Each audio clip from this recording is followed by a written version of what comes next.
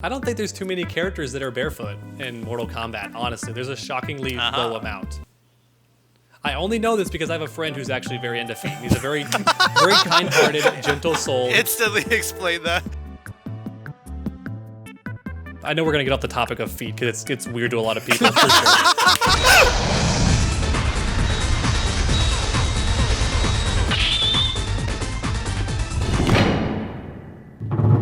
And 3, 2, 1.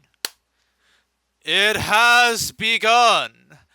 And welcome everybody to episode 3 of Kombat Kings. Woo! We actually can finally say that title now because we didn't know what the title was last time because we did that to like a vote and stuff like that. Kombat Kings has been released. It's currently only one episode for when we're recording over here, so it's like it's going on right now. We have our I'm SonicHaXD, and we have our lovely other hosts over here. I'm butchering the intro, but take it away, anybody here? Yeah, I mean, democracy has prevailed. We all asked our audience what they wanted to call the podcast, and I got some mean comments, but they were in like the minority. Most people were just voting and saying what they liked the most. Well, some people were like, dude, Kombat Kings is so cringe. Don't do that. Don't be like, oh yeah, we're the Kombat Kings. Like as if we're the jocks walking in to like the lunchroom. And we're like, yeah, Kombat Kings. Eat shit, nerds. What is that? Pokemon? Slaps the cards off the desk. Like, we're not doing that. It's just, we wanted the name that obviously was inspired a bit by Mortal Kombat, but not so attached to it that we can't move away from it and talk about other things, right? That was always the idea. Yeah. All right. That's my intro. Hi, everybody. TrueUnderDawg, and now I'll give it away to the fourth snake. Hi. Great job. I guess we do have to. Maybe we should like come up with a more organized intro some other time. But stunning commentary whatever. from In Snake. fact, our plan for really chatting wise in the beginning was just to like chat about what's been going on with us, with our channel, and like our life, I guess, and stuff like that. So like, anybody want to like take it away and kind of like chat about like what's been happening for? Sure. I mean, I guess I can go because I have a thing to say about that. So I've been like mentally battling with the tough decision of whether or not I want to go to EGX London because I really do, but I can't get anybody to go with me. I had one person who wanted to, but it's too soon and they just don't like want to spend that much money on it. And I'm like, I get it. And I know that financially it's not going to come in my favor. I'll get like maybe 1 or 4 videos, like between 1 and 3 videos, probably not even 4, on that event, right? And that's probably it. And they probably won't make that much money. So it's going to definitely be not an investment. It's going to be like just a fun time is what it's going to ultimately be, right? It can still be deducted from taxes. It'll be a business expense, so that's cool. But I'm like, I got so many sponsors this month, and that's not a brag. That's like, it gave me a lot more work because I got to get all these videos done and approved before I can even travel there. And like, I was stressed about that for a bit, but I finally got on top of it and I've got all of them done. I had to make 3 advertisements in one day just to make sure I stayed on schedule and kept my regular upload schedule going, which I know it's a good problem to have. I shouldn't complain about it. And plus YouTube is still one of the easiest jobs on the planet in the sense that I can wake up at noon and start my job at 2 p.m. if I want to. Like I don't have to start right away. So I can't complain, but that's what I've been up to. It's just trying to get that stuff going. I revisited the 3D era Mortal Kombat games, and it's been a lot of fun. Yeah, you've been making those videos recently, I've noticed. Yeah, that was a really good lucky find I guess I'll call it a find. Yeah, a lucky find to even think of that idea because I'm running a bit low on content ideas, but we have some good topics to talk about that can give me at least one more video, which is good. That's more on modern stuff. But we're getting like drip fed anything. Or actually, we're not even getting drip fed. We're getting nothing about the new stuff lately or any content to show. So I could keep doing modern games, but there's not too much to do. So going back to the 3D era and seeing all the broken, wacky stuff is a lot of fun. Yeah. Nice. I think I got like a comment on my like a server recently, and it was someone like complaining about you and being like, he doesn't understand anything about like the 3D era lore, and he keeps getting it wrong. Like, what's up with that? And then he links me like your Ashra video, and I responded to that user being like, he's not talking about lore. He's just playing the game. What are you talking about? I think he didn't like. So I watch video. Like before making that, I did watch lore videos. I know that in Ashra's game, all it states is like her finding the weapon and that it purifies her and stuff. I don't know if it's an Armageddon or whatever when it's like revealed that the weapon is actually like evil and it's like leading her on a genocide trip and she's like, killing for the sake of killing because it makes you do that. Yeah. That's the part I guess they didn't like. And then Natara stops her, right? Or something. And she gets beaten by Ermac too. See, the problem with the Armageddon stuff is that there were no bios in the actual game. They just released a bunch of them. They released about 16, 17 after launch. And they brought them out online. And so and it's just like the most essential ones, like Shang Tsung to specify what happened to him and Quan Chi. Onaga, how did he come back? Johnny Cage to reveal he's the one who gathered the good guys. Natara... I think it was Natara. I don't think Ashra got one, but it was mentioned in Natara's bio. So just like the most essential ones got them, and then no one else, and they just stopped making bios. And remember, the game had 63 characters with the Wii version. Yeah. So most of the characters got no bio, so a lot of them are just kind of there with no explanation. Like, why are Hotaru and Havoc on the same side?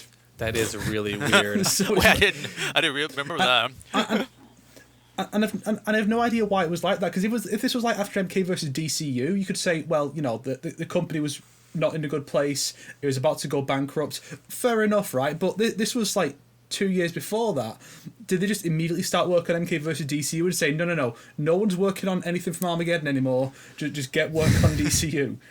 I don't know what happened there. So Armageddon is really underwritten with its setup. What if the ones we do have some good setups. Is there actually writing that shows Hotaru on the bad side, or just during the opening cinematic? Just in the opening, which is another one of those things where it's that kind of counts, because then it's like, well, but like but also not, because because there's contradictions. Like if you play through the conquest mode, Scorpion is there fighting Taven, gets his ass kicked, and then while Taven just goes right into the Dagon fight, the intro's happening.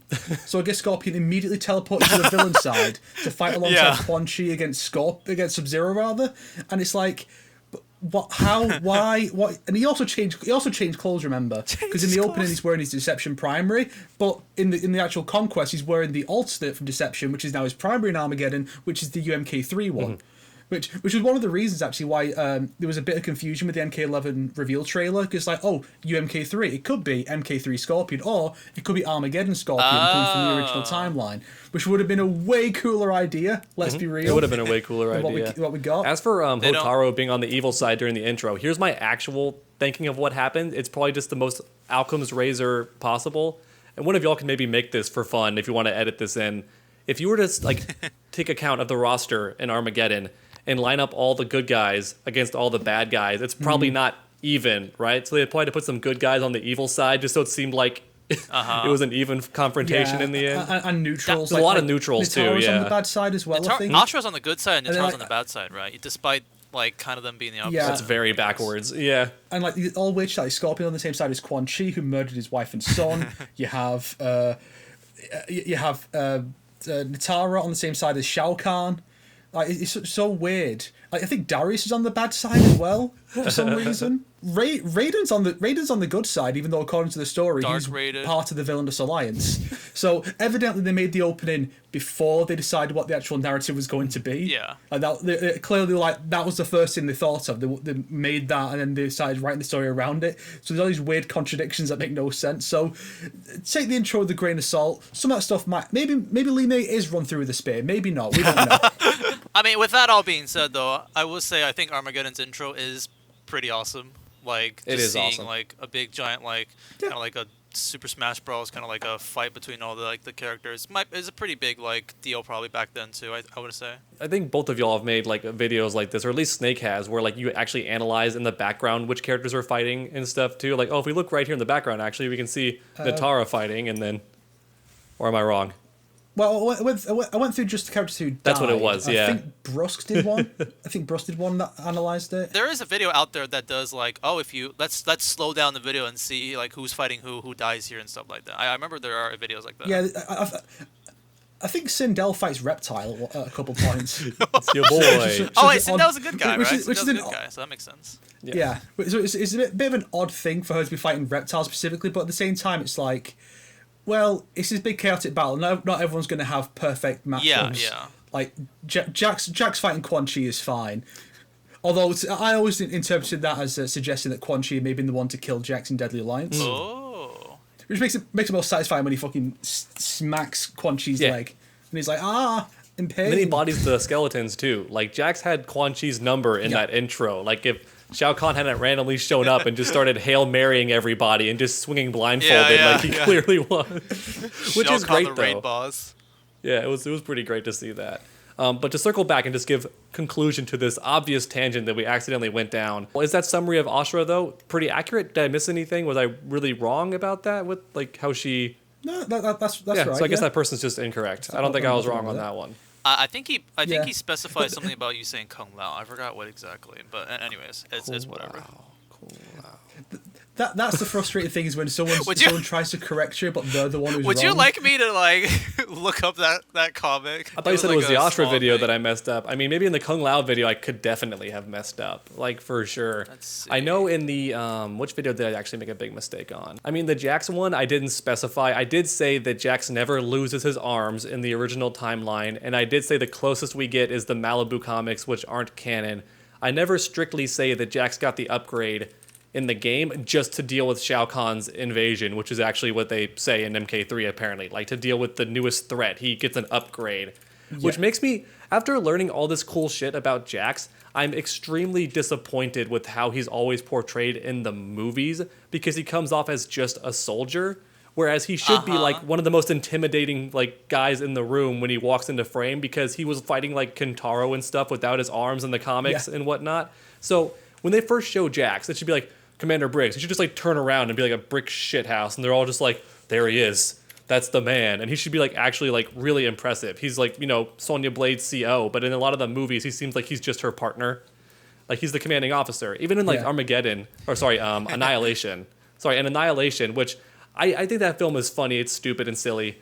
It is what it is. But Jackson in that movie is also the furthest off because he just makes jokes like constantly. Gets knocked down. I guess we can't talk about this to a machine. And it picks him up. I'll take Homeboy. We'll never not. I'll take be funny. Homeboy. I'll take yeah. Homeboy. I love when he lands the first punch against Cyrax. He goes, there you go. He's so satisfied that he lands a punch.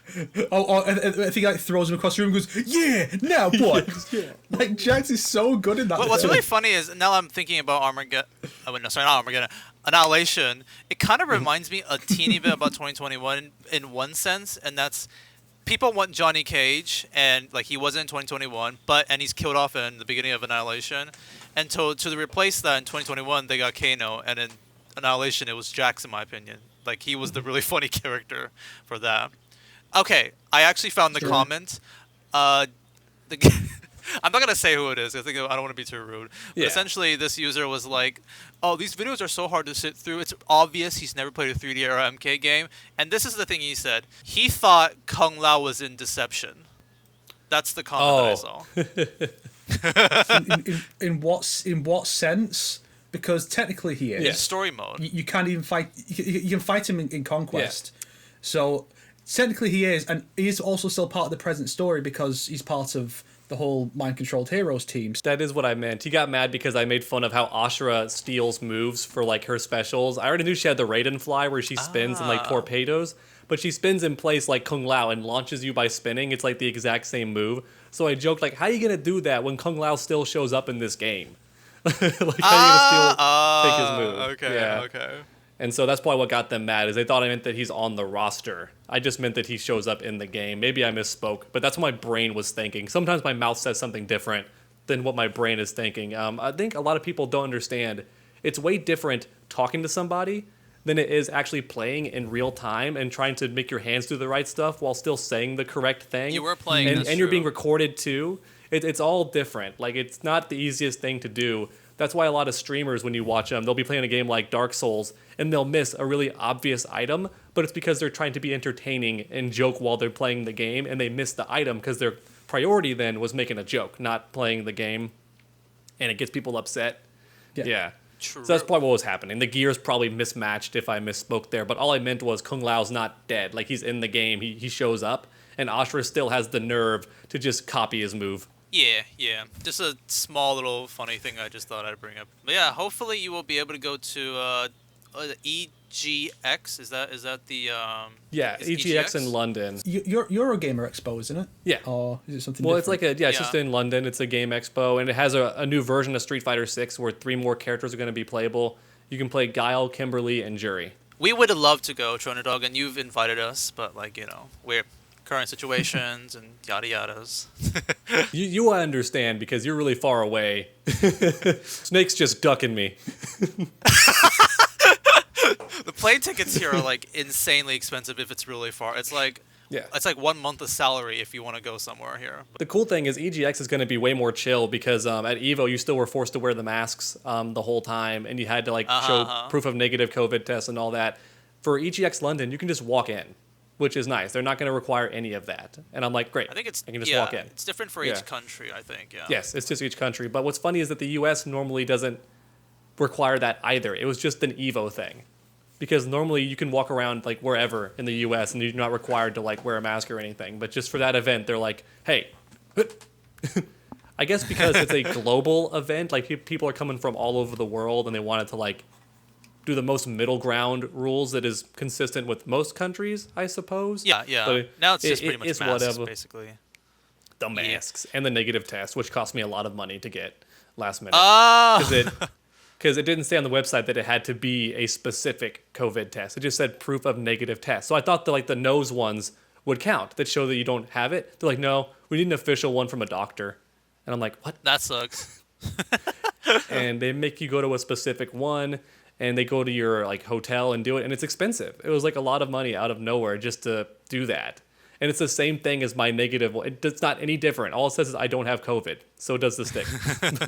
It's whatever. Yeah. Anyway, sorry. Go on, guys. You do the next topic. I always do this. I'm sorry. Snake, what's been going on with you? A lot of stuff. Let's see. Where do we begin? Well, first off, I got this cool thing recently. Ooh, the shiny Pokemon. He hasn't showed it yet, TrueUnderDawg. The Yu-Gi-Oh card.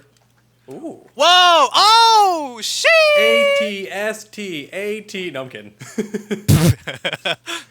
Metal Gear. I don't know if you can just about you might just be able to see there under his foot is a little grey fox. Oh wow! Oh my gosh! Oh dude, that's actually really cool. Guys, if you don't understand, this is a Star Wars reference, obviously, guys. Just so you know.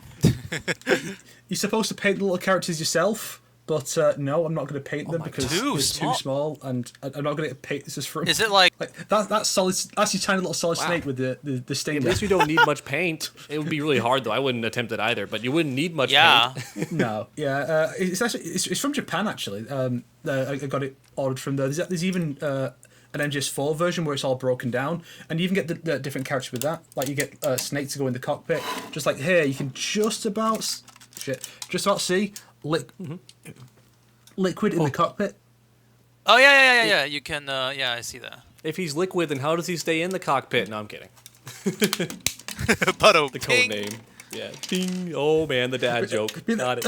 But that's like when people say, "Oh, Solid Snake. How was Liquid Snake?" And it's like Liquid Snake has been a character in this franchise since 1998. It's very clear that code names are meant to exist together. Yeah, because they're even like clones. So clearly their names are meant to just be like the distinction. Spoilers! Oh, spoilers for like a 20-year-old game.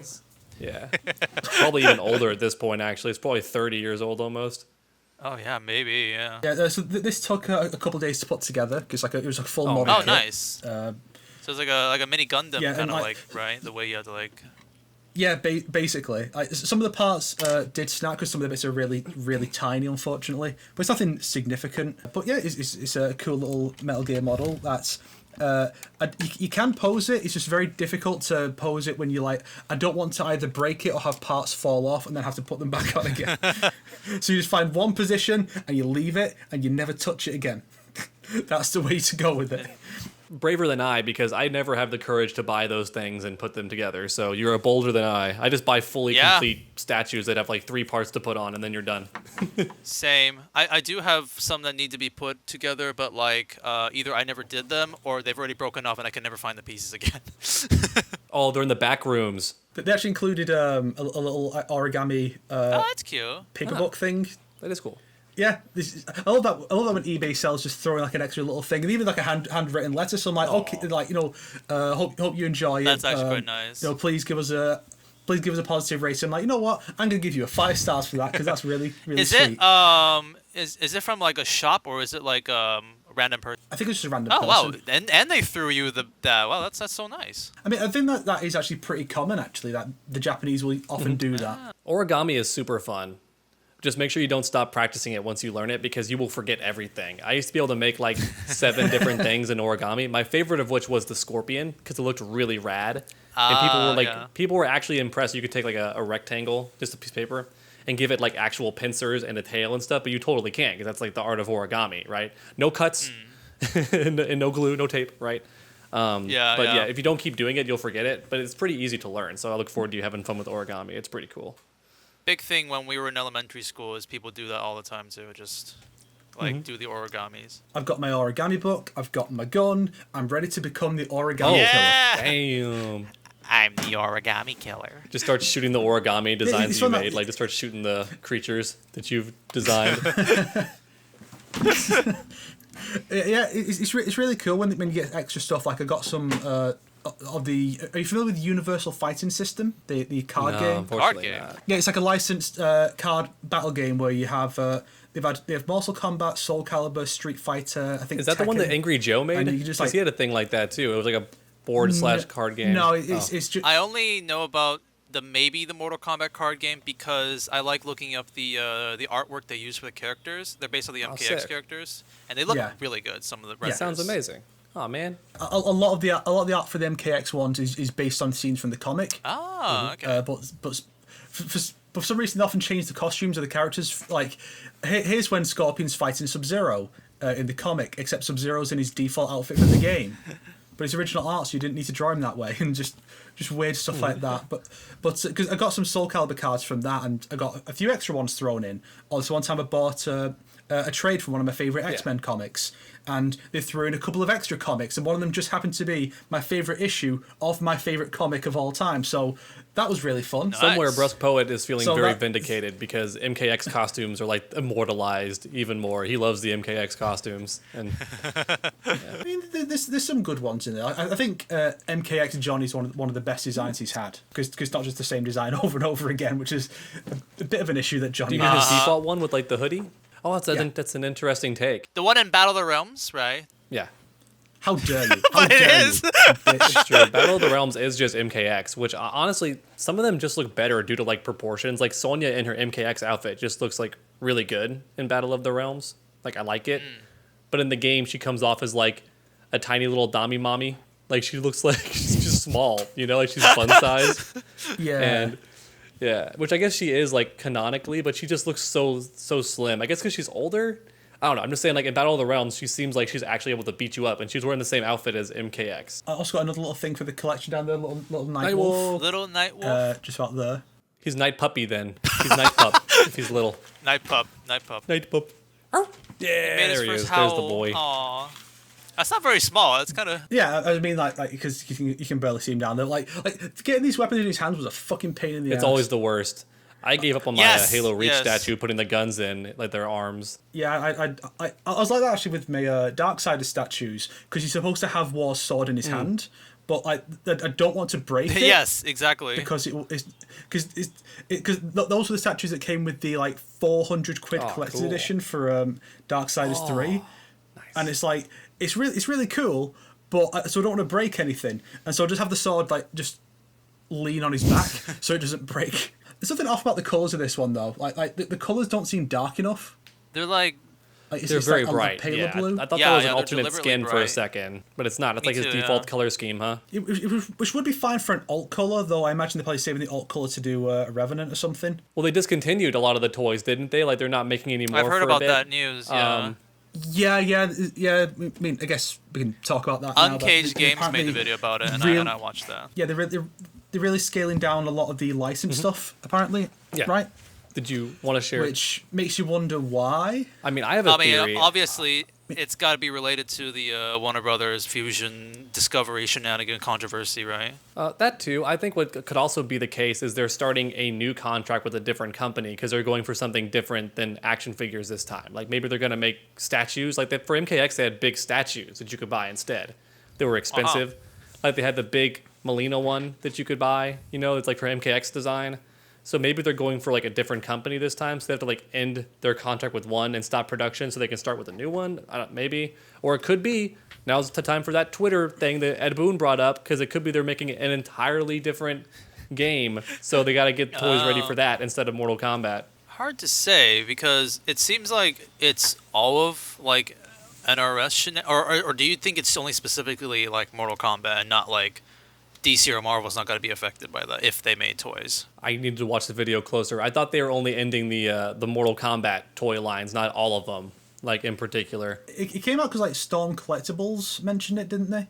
I think like they mentioned their lines coming to an end for MK. So I didn't watch the video, so I only know like the basics. But I think that's what I think it started with Storm Collectibles. I've not heard about McFarlane toys being mentioned in this. But see, and I don't know how it works, but the reason I'm bringing this up is because I think in one of my videos I joked about how I want the big statues to come back, like for Mortal Kombat 11. That, yeah. And people said in the comments, well, they can't because right now they're partnered with McFarlane Toys, and like so they're going to be toys for now because they can't make statues because right now they have a contract with him. And typically when you have a contract with one, you can't sell the same product but with a different company. You know what I mean? Because McFarlane wouldn't want to compete with a different company making Mortal Kombat stuff when he's making the Mortal Kombat stuff. So you can't have like two at once or something. That's not true though. There you go. That's not true because like the Raiden and Kitana, yeah, and like the Raiden and Kitana statues there, and the Sub-Zero one over there, wherever, as well as the Cable guy here, and well, there you go, there's all these different lines that are going on at once. Then I'm wrong. There you go. And that commenter was wrong. It's more than one. Okay. Like, how dare they? Like I could maybe see it be like specific things like statues can only be from one place, but even then it's like you have two different figure types. You have the McFarlane ones and you have Storm as well. So they have. I mean, I guess the Storm ones are a classic style, whereas the McFarlane's MK11. So it could be like that. Like they can't base it on the same iteration. Whereas like these statues are they're like statues are not the same kind of thing. So they can go for either of these. That's fine. Like Scorpion's MK11 for the same set as these actually. So that's why we keep Snake around. Because Snake knows all this stuff. That's why you always keep Snake around. He knows all the lore. He gives us all the knowledge dumps and the information to keep us in line. Not only just the lores, but also the production lores and stuff like that. Yeah. The lore of the MK figures. Yeah. Everyone out there pretending that Snake's not actually a super fan when he definitely is. They think just because you critique stuff that it's like, I hate this series. Clearly not, because you keep buying stuff because you love the characters and you do like the series, at least for what it used to be. So is now a good time then to transition into the next topic, since we're talking about like why those toy lines might be stopping based on that Ed Boon tweet? And I think we should, but just keep in mind we're gonna wrap round back because I don't think Snake is done sharing his stuff and stuff like that. But yeah, let's totally talk about the poll basically. Sorry, Snake. Well, Snake, go ahead. I didn't know you weren't done. I mean, it's up to you guys. I mean, we're on a roll, but we can come back to this later. For now, let's carry on. So. Sonic, could you explain, please, what the Ed Boon tweet and the poll was all about? Very well. Randomly, Ed Boon just woke up 3 a.m. at night and decided to choose violence and typed, "What do you guys want for the next game from us?" And then he made a poll on Twitter, and the options were Injustice 3, Marvel versus DC, and new Mortal Kombat game. And that poll has about like now 800,000 votes. And it's like pretty bold move on Ed's part. That's basically the story like right there. So what do you guys think about? It got like top 20 on trending too, or something like that. Like it's 21 or something. And I mean that's gonna happen when you include Marvel and DC in the same poll. I think it is a really strange decision to do from like a marketing standpoint. Maybe he's just trolling, but this seems like something he would do as a both. Like it's pseudo trolling, but also marketing. Because like Maximilian said, and we're all thinking this, they've been working on the next game for a bit already. Like before MK11 was even done, they were probably still already, at the very least, they were writing the script and had the rights to make the next game. So they're already working on it. So this like is a very interesting thing to do. Some people were shocked that, at least at the time the video was recorded from Max, Marvel versus DC was winning, even more than Mortal Kombat 12. Some people were shocked by that. I'm not, the more I think about it, because Marvel is like the biggest thing right now, and DC is like not as big, but it's still like those two things together are definitely more popular than Mortal Kombat. So the occasional person coming in and all the normies and the casuals are going to be like, oh, I'd like to see Spider-Man punch Batman in the throat.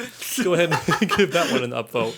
I'm not gonna lie, even though I'm still certain it's probably either a Mortal Kombat game or something of that nature, or at the if it's not Mortal Kombat, then it's Injustice, I feel like. But there would be something very satisfying to me.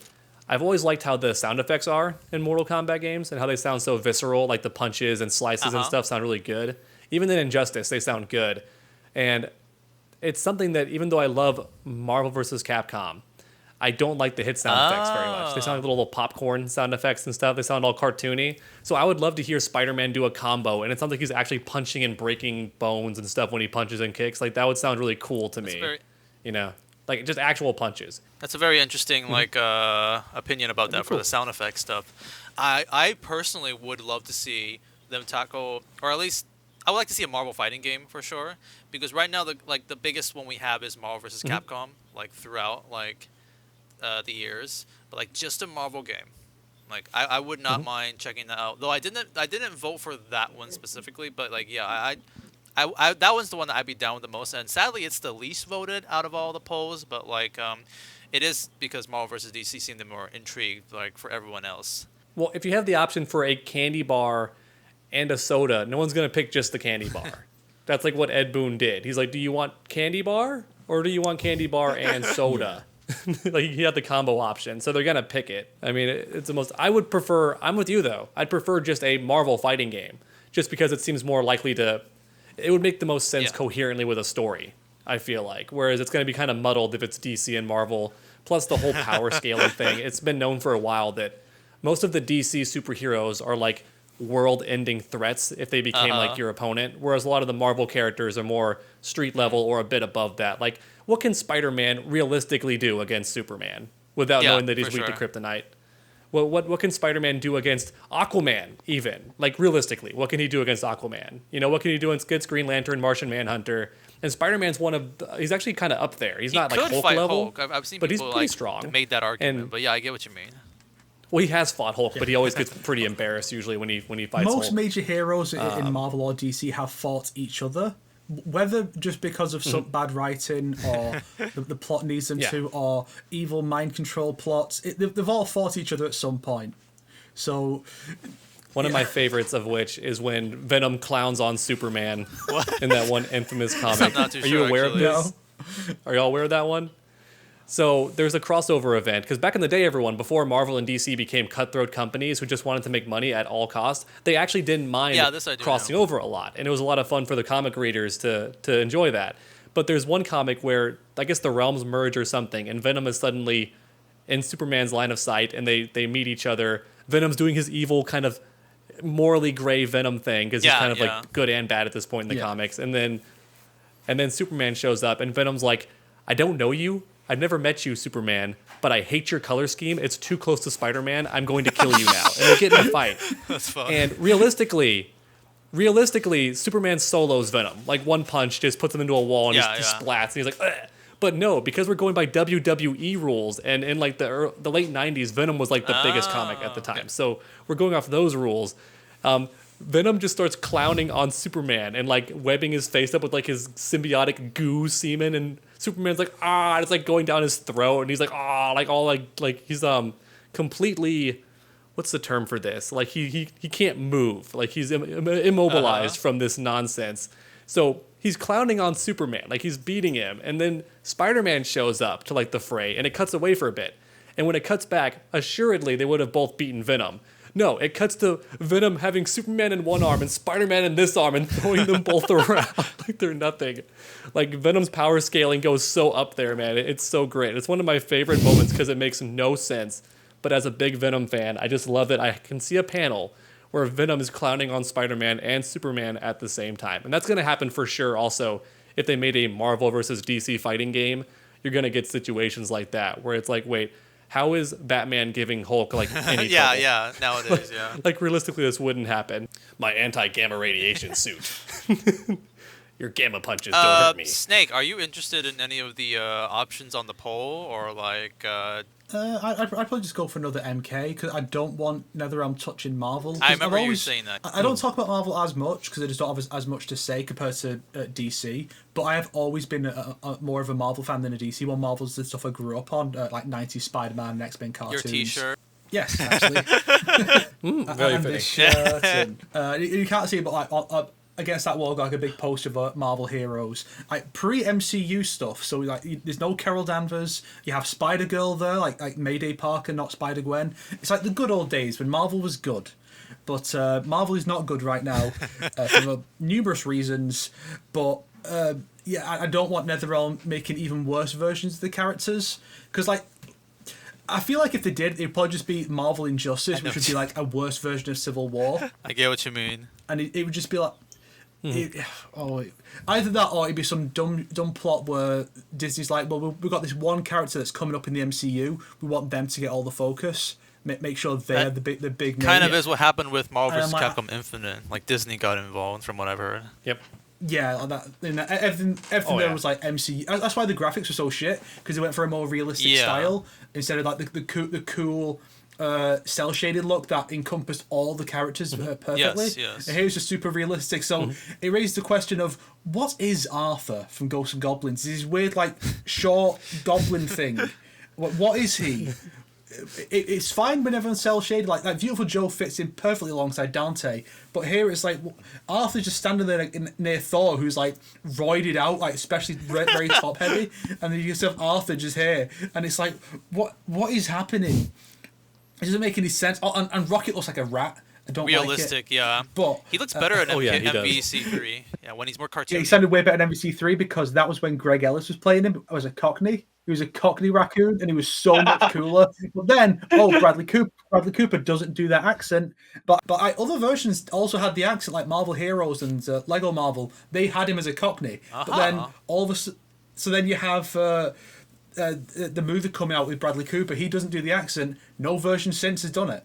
And it sucks. Yeah. Movie really influences. Okay, the ultimate example of how weird this shit gets is Star-Lord. So Star-Lord used to have a proper uniform. All the Guardians did. Now, when Star-Lord showed up in Avengers: Earth's Mightiest Heroes, the same show from which the Cockney Rocket originated, he had the voice of Master Chief from Halo. He played him just like the Chief. He had a lower voice, right? Like a lower voice. Yeah, I did love that episode though. Yeah, because it's the Master Chief, and it's like, so that's what he sounded like. But then the movie comes out, and now he doesn't wear a uniform. He's got the coat from the movie, and he's got the personality of Chris Pratt's version.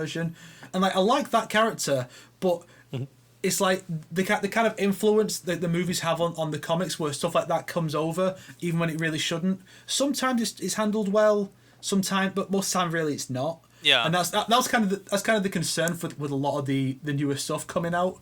Like, these, like, Shang-Chi's going to be like an A-lister. You can just tell going forward because he had a movie people liked.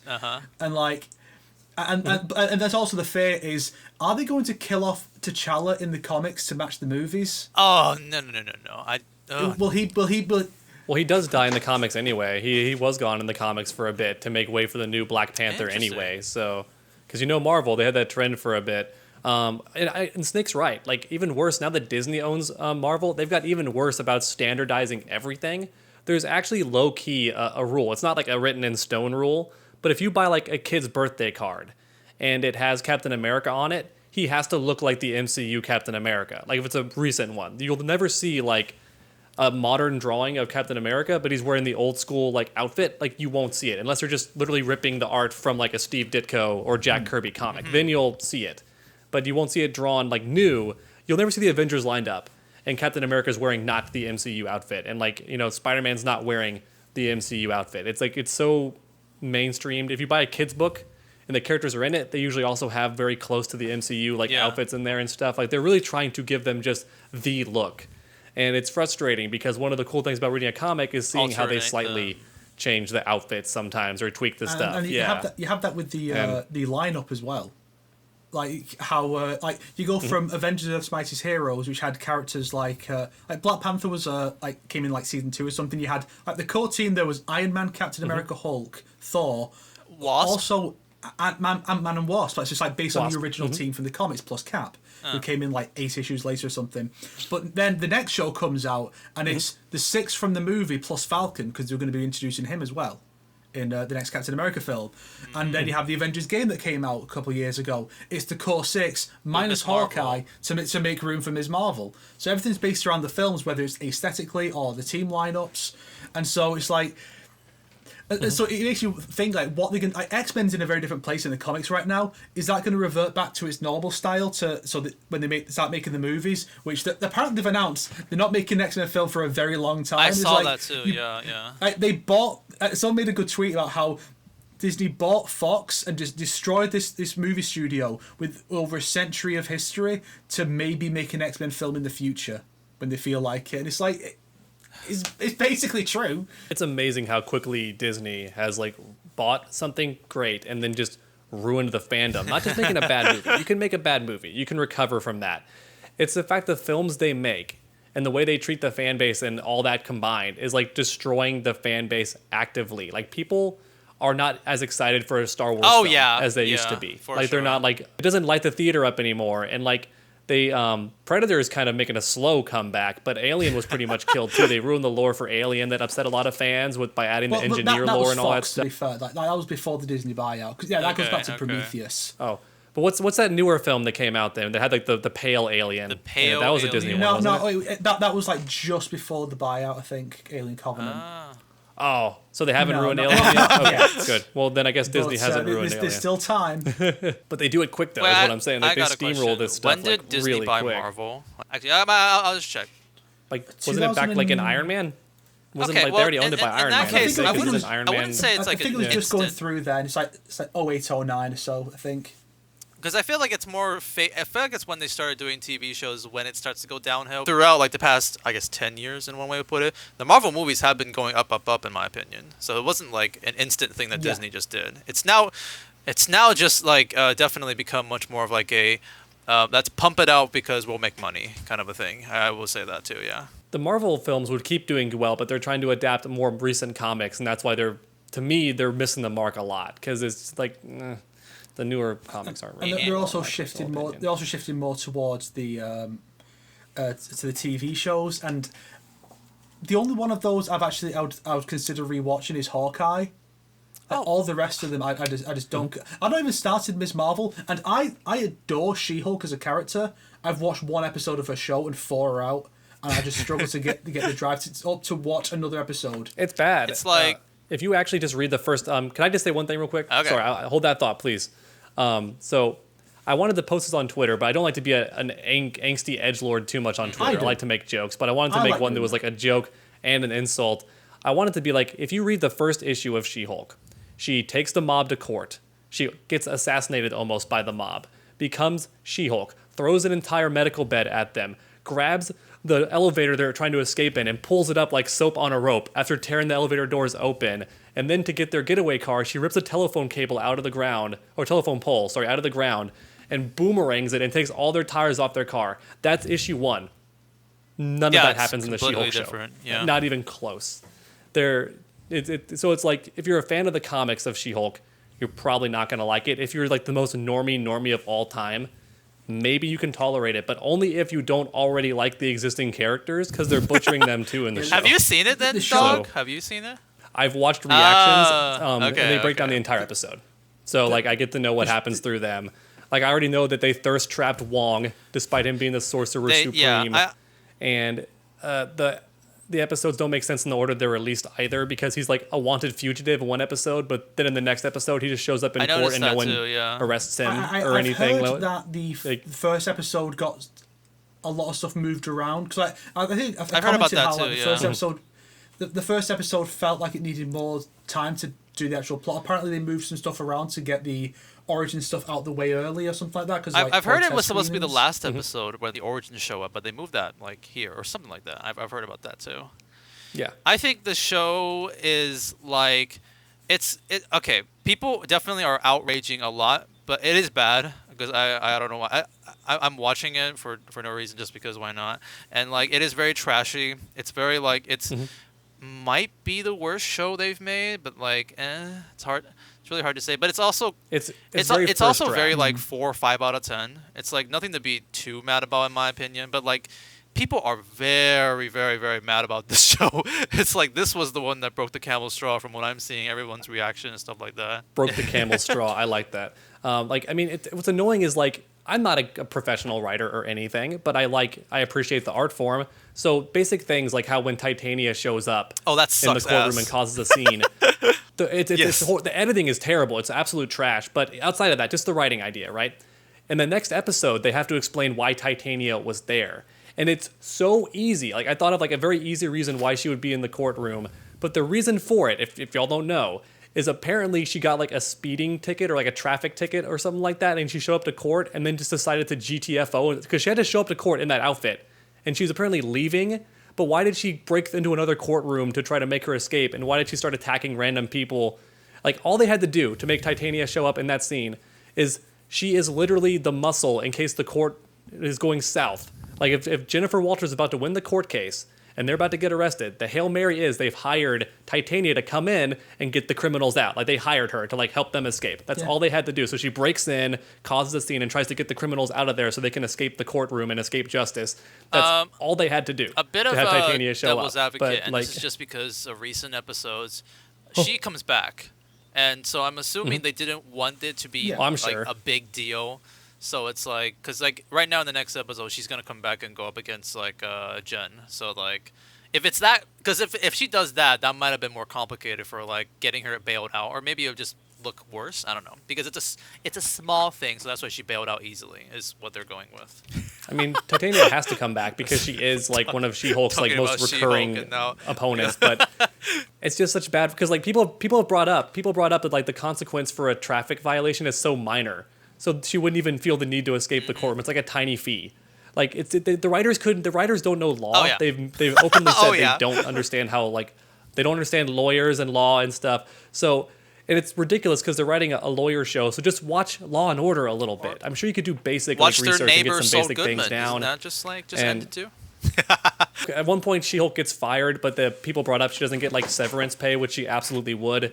They bring up that like as a lawyer, she could sue the entire law firm for the reason they let her go because it's not a valid reason to fire someone. It breaks so many law violations, and she's a literal lawyer. And whenever she gets out of a situation where she's stuck in a courtroom and she like doesn't know how to solve it, she never solves it by being a lawyer. She solves it by doing something completely unethical, like blackmail or strong arming people, or just straight up lying with the I witness think it's and more stuff. like it's, what's the really word used? bad. Like I just happened to win, kind of. Oh yeah, now I remember that episode too. Yeah, she kind of just like shit talks that guy. Yeah. Well, she threatens one dude too. Like she has like the goblin, like the hell demon in front of him, and like scares him with it to make him sign or to like drop what is it like to make him sign the paper, which as a lawyer is extremely Definitely, unethical because you don't do that. You don't force a signature. That would actually if he came I was out gonna about say, that. this is a lawyer show for like kids, basically. Well, I'm just saying, if so he I came- guess they think it'd be too complicated. but it has twerking and adult humor and Yes! talks about like sex Exactly. and stuff. So it can't be. It has one night stands and everything else. She-Hulk out here catfishing people. It's like it's a kids Like- show, but not for kids. just- But it's a little too childish for adults. It's like, where are we going with this balance? I don't know. Yeah, it's crazy. I just wanted to say one last thing. So like, the fact that she intimidates a guy to get like him to do what she wants. If he even came forward with the allegation of that with any sort of evidence at all, she would lose her lawyer license. Like you can't do that. You can't blackmail somebody. I will give as a lawyer. context a little bit. Like- That guy was the one who summoned those demons in the first place, so they came there to save him. So it was kind of like, I know. yeah. I understand. But it's still like you can't do that. Like, and she's a lawyer. Shouldn't she be like? Because for a character who's so much like saying, "I don't want to be She-Hulk," it kind of just got thrusted on me. I'd rather just be a lawyer. For that being her personality, she sure sucks at being a lawyer. Like, if that's her actual like goal. But yeah, I think the real problem is like the show's not terrible. Yeah. Like you said, 5 out of 10 maybe. The real issue, well, it is terrible by my standards, because 5 It's out of 10 is bad. pretty terrible when you have Yeah, it's millions of bad, for dollars sure. to throw at the project. But I think the real issue, too, is that She-Hulk was a thing a lot of people were looking forward to. Like Shang-Chi, we wanted it to succeed because it's a very unknown character, but there wasn't like all this hype and build up behind like this huge fan base. I think half like, of the Shang-Chi fan base people. was also You know what I mean? Asian representation. Like that was a big thing that was being pushed for that, I guess too. Yeah. Yeah. Yeah, I wonder if that's also why Wong is like Sorcerer Supreme instead of Doctor, Strange. Because that still makes no sense to me that he's not it's Sorcerer weird. Supreme. Oh, they ruined that too. They ruined Abomination with that too. That It's weird how Wong is getting so much of a push, but he's in all the stuff now. He's been in like most of the films. 8 movies and series. Yes. He was a meme, I think, and they think that because he's a meme that he's actually like a really big fan character, but he's not. I think in the comics he was like, didn't he just make like some of the spells? Like he was like the spice guy or something. Like this is like if Alfred started showing up in all the DC films. Like, don't get me wrong, I like Alfred. And Alfred led a group like, of people. That's what it feels like. That's functionally what Wong was. He was effectively Doctor Strange's butler / assistant who would help him out doing stuff. But now it's... I like what they did with him in the MCU, but I don't want him showing up in everything. Like, there's no need. Well, but even in the movie, he was a librarian. Like, even in Doctor Strange, he was the librarian. But then suddenly he's like, I'm the next person in line to be Sorcerer Supreme. I'm like, are you? Are you really the next rank? Like, you were right behind her, like, the whole time. That never came up in the first film, that, like, if she died, you were the next person. Strange also just joined, never, so maybe he had more experience than him back then. I get that, but there's no one above Wong. When Wong's, like, literally Well, that the one bookkeeper. character from the first movie also left, and then that's all the characters we got in Doctor Strange, so... Yeah, it's kind of weird how Mordo... I guess he could have been the next never one. came back, except for an alternate universe version we see for all of 5 minutes. Oh, they dropped him so hard, dude. They dropped his plot line so hard. He's still gone. Where'd he go? Well, what's even worse is they implied that they have been fighting off screen. Yeah. Because Doctor Strange brought up that he's been trying to kill him, which was never true, actually. He was trying to take away sorcerers' magic. I don't think he killed most of them. He just took their sorcery away, pretty much, because he wants less sorcerers. He's still evil, because that one dude legit can't walk, like, without his magic, so that was so mean to do that to him. But it shows that, like, he's going after every sorcerer. And probably just working his way up to Doctor Strange, because Doctor Strange is, like the lady said, the best. Like, he's legit the best of them. You wouldn't think that by the recent Marvel films, where they make him one of the dumbest, least forward-thinking people in the entire series, making all these goofs and huchbaj, which he definitely to be wouldn't. fair, I've heard somebody smart, actually did say, like, Doctor Strange, like, has always been kind of selfish. Like, even in Endgame, or Infinity War, well, like... Yeah. He's selfish, but he's not supposed to be an idiot. It's like what they've done with Thor. That's like, the issue. With Thor, like the wisest the characters should be the wisest characters are the biggest idiots now. Yep. Like when Peter Parker was saying, like when when Peter Parker was like, oh my god, like Doctor Strange, everyone knows that I'm Spider-Man. You know what a smart person would have done there that I just randomly thought of? Doctor Strange would have gone, okay, well, how about I give you a pseudo witness protection program, but way better, because I'll just change the appearance of you and Aunt May and your friends, and then no one's going to harass you because you're literally different people now, and I'll just teleport you to a different city, give you a fake identity. I'll have some jobs set up for you. You can work for me or whatever, and like that problem seems solved. a little too like. There you go. I don't know. But that's what he would do, because he can do that. He can like change appearances and use magic and shit. He wouldn't try to end the universe or do any sort of thing that could end the universe. It's not about the fact that, he wouldn't do that. It'd be weird for him to actually go ahead, but like it should offer something along those lines at least. So it should offer that. And or more accurately, he'd say, "Fuck off, kid." Yeah. I mean, okay. To be fair, he does have some respect for Peter for helping save the universe. Yeah, so I don't think he would just tell him to fuck off, but he would offer small scale solutions rather than the dumb bullshit. Maybe just forgetting Peter Parker is a very maybe at the time it was small, but like the consequences of opening the portals and sending in all the villains, he didn't think that would happen. He stated before they've done it before. So maybe that's why he didn't think it was that big of a deal in the movie. But it's just one of those things because it really speaks of the story's being written with they know where they want the story to go, like in the grand scheme of things. So they're doing all the multiverse stuff. So it's like, we're going to do a multiverse story, and so it's like we need to get to the multiverse story. Even if the character shouldn't, like Strange should have had at least one more film to deal with Mordo before dipping into the multiverse stuff. But we didn't get that. It's also part of the problem with a lot of these where, because the characters are part of a larger universe, they have to show up in other stuff. So we never saw Steve acclimatise into the modern world. There were a few scenes like that were cut from Avengers, but because Avengers was next film after his, he had to go right into that. And then he didn't get a chance to just go after Bucky again after Winter Soldier, because the next film after that was going to be after Age of Ultron, and when he found Bucky after that, next film was Civil War. So everything has to kind of be, if it can't be made part of the larger plot, it's gone.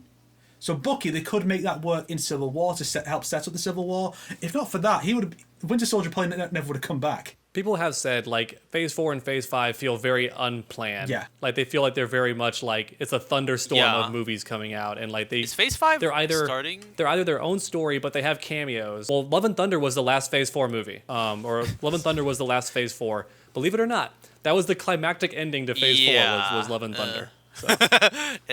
People are saying too they don't like all the constant cameos now because it's too hard to keep up, and they're always like for example, does Wang or so does Wan? So I call them Wang. Does Wan showing up in She-Hulk have any actual contribution to what's going to happen in the later movies? Like it might.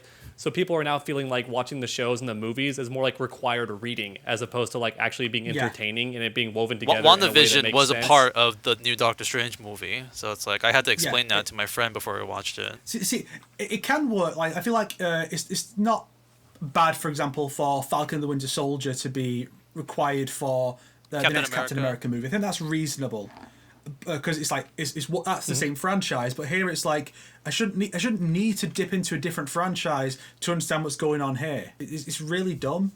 People are so worried about Daredevil Yeah. too. They're like, Don't oh fuck no, him he's up. gonna show up, and like it seems like not a big deal.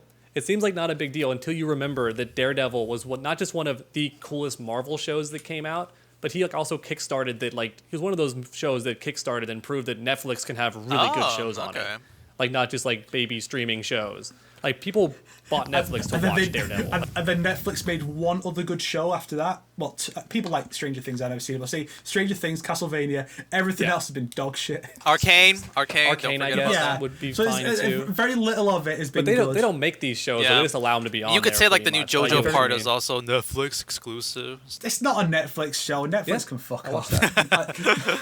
My point was Netflix was kind of like a lot of streaming services were considered like not a threat to mainstream TV. And then stuff like that started to show up and they were like, uh-oh.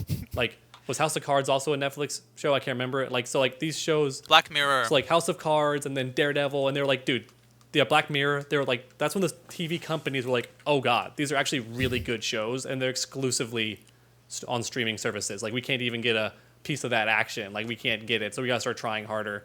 But yeah, so he's gonna come into She-Hulk and I can't wait for the inevitable scene where She-Hulk out-lawyers him somehow or teaches him something about law that he didn't know, and she helps him with something. And he's like, oh. Or I can't wait for how he accidentally reveals his secret identity to her by accident because he's a bumbling idiot, so she can seem really smart for deducing who he is when, like, no one's been able to. I can't wait. Dude, I want to say they're not going to... I hope they don't do that. But... Me too. I hope they Wilson Fisk. They kind of did that. Anyways, do you know what I mean there, Snake? Yeah. It's like one of the big things in, I was really... Hawkeye? Or... Hawkeye, yeah.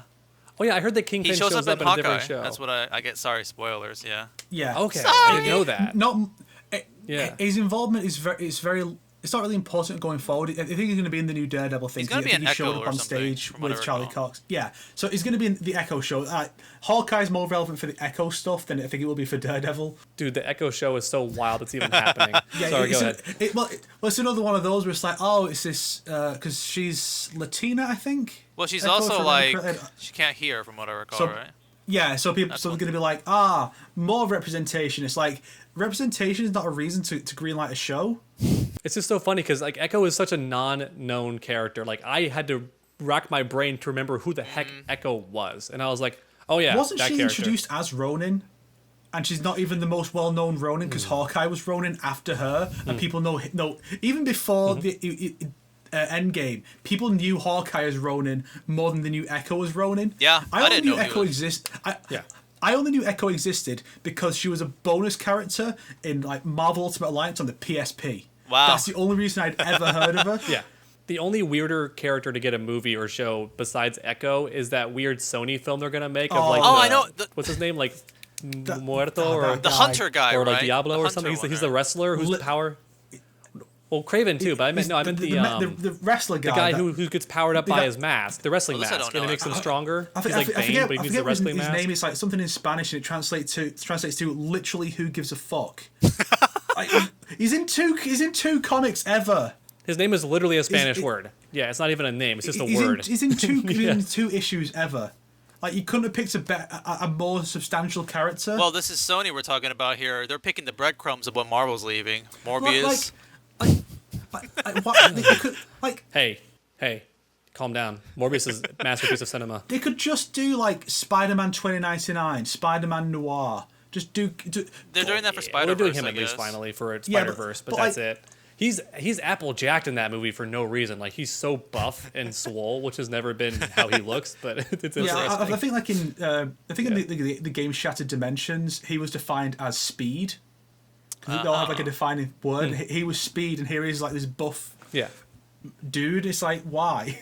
Well, what made him cool is that he doesn't have the traditional Spider-Man Mm-hmm. powers, and the ones that he does are still not direct. Like he can't stick to walls. He has literal spikes that he sticks into that's stuff cool. to like climb.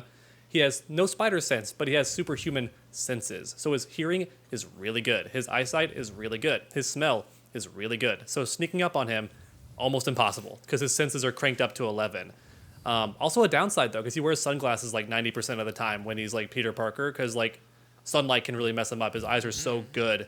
And also, if you did surprise him with a loud noise, you can really mess him up because his ears are super strong. He can also lift Thor's hammer. That's He's the kinda only cool. Spider-Man who can do that. He's really cool. He's got a lot of depth to him. Those comics were actually really good. For a while, they were like adapting everybody into 2099 because it was like a big, Yeah. cool idea. Like, what would Hulk look like in the future? The answer is a freaking monster. Hulk's an actual demon in 2099, which is creepy the way he looks. Venom looked cool and creepy. It was cool. So I'm curious to see how they adapt him. Miguel O'Hara is a very interesting Spider-Man. He's not at all accurate in Spider-Verse. He's just kind of funny, and he's like the comic relief, which is fine. But he's actually one of the more serious Spider-Men. Yeah. Yeah, he's like Batman Beyond, pretty much in the comics. He's the more grittier, Yeah. edgier, like teenage version of Spider-Man. Like for like angsty teens, that's pretty much how I would Yeah, describe it. That's how. That's why it was kind of funny because like, my first proper exposure to the 2099 version was in Shattered Dimensions. Same. And for some reason, he's the most quippy one there. And then you go to Yeah. then you It go was to the so weird direct to see sequel that. Edge of Time where it's apparently the same Miguel O'Hara and he's way more serious now. And it's like because that's more true to the comics. But here's one: what color is his costume? Red and blue. No, Yeah. it's black and red. Oh, it's just the highlights that make it look like it's that's, blue? that's what it's Okay. all. That's what Gotcha. because characters describe it as a black suit in the early comics, but it's always been drawn as blue, and so that's what it always comes out as. So I'd love to see a game just do a black version, which I guess we'll probably get in Spider-Man 2, where every costume's getting a symbiote version. Yeah. Oh. I guess they choose blue in the games because blue and red is like very easily recognizable for as sure. Spider-Man. So they just do like blue and red so that you know.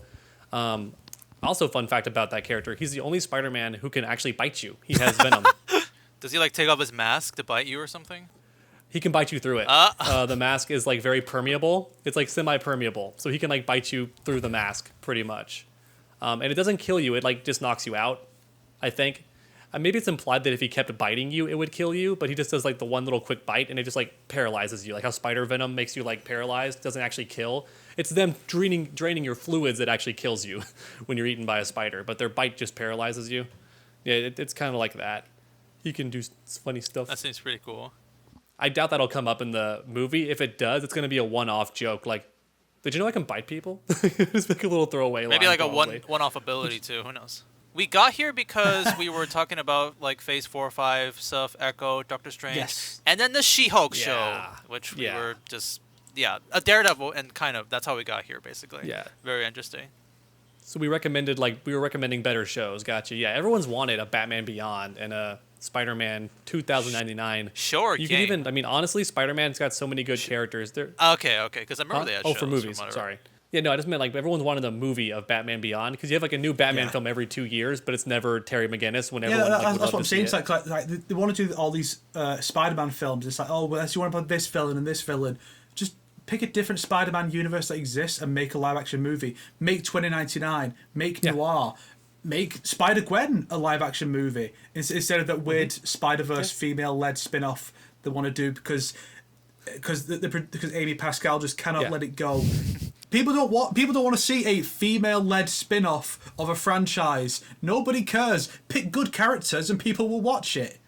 Yeah, if it's a good show that just happens to be all female characters, that's fine. The problem is they set out with the goal of it just being all female. And maybe it'll still be good, but it's like it comes off kind of funny. I think honestly, like you said Spider-Gwen, I would prefer because it's like a very unknown character, but still she's very famous and her outfit is iconic. A Spider-Woman movie would be yeah. kind of cool. The problem is people think that because her name is Spider-Woman that she has relations with Peter Parker in some way. She does not. She's not even a derivative of him. Like her Very powers different. are a lot different than Peter's. Her name's just very similar. Yeah. And so people might get confused about that. But that's why she'd be a cool character to explore.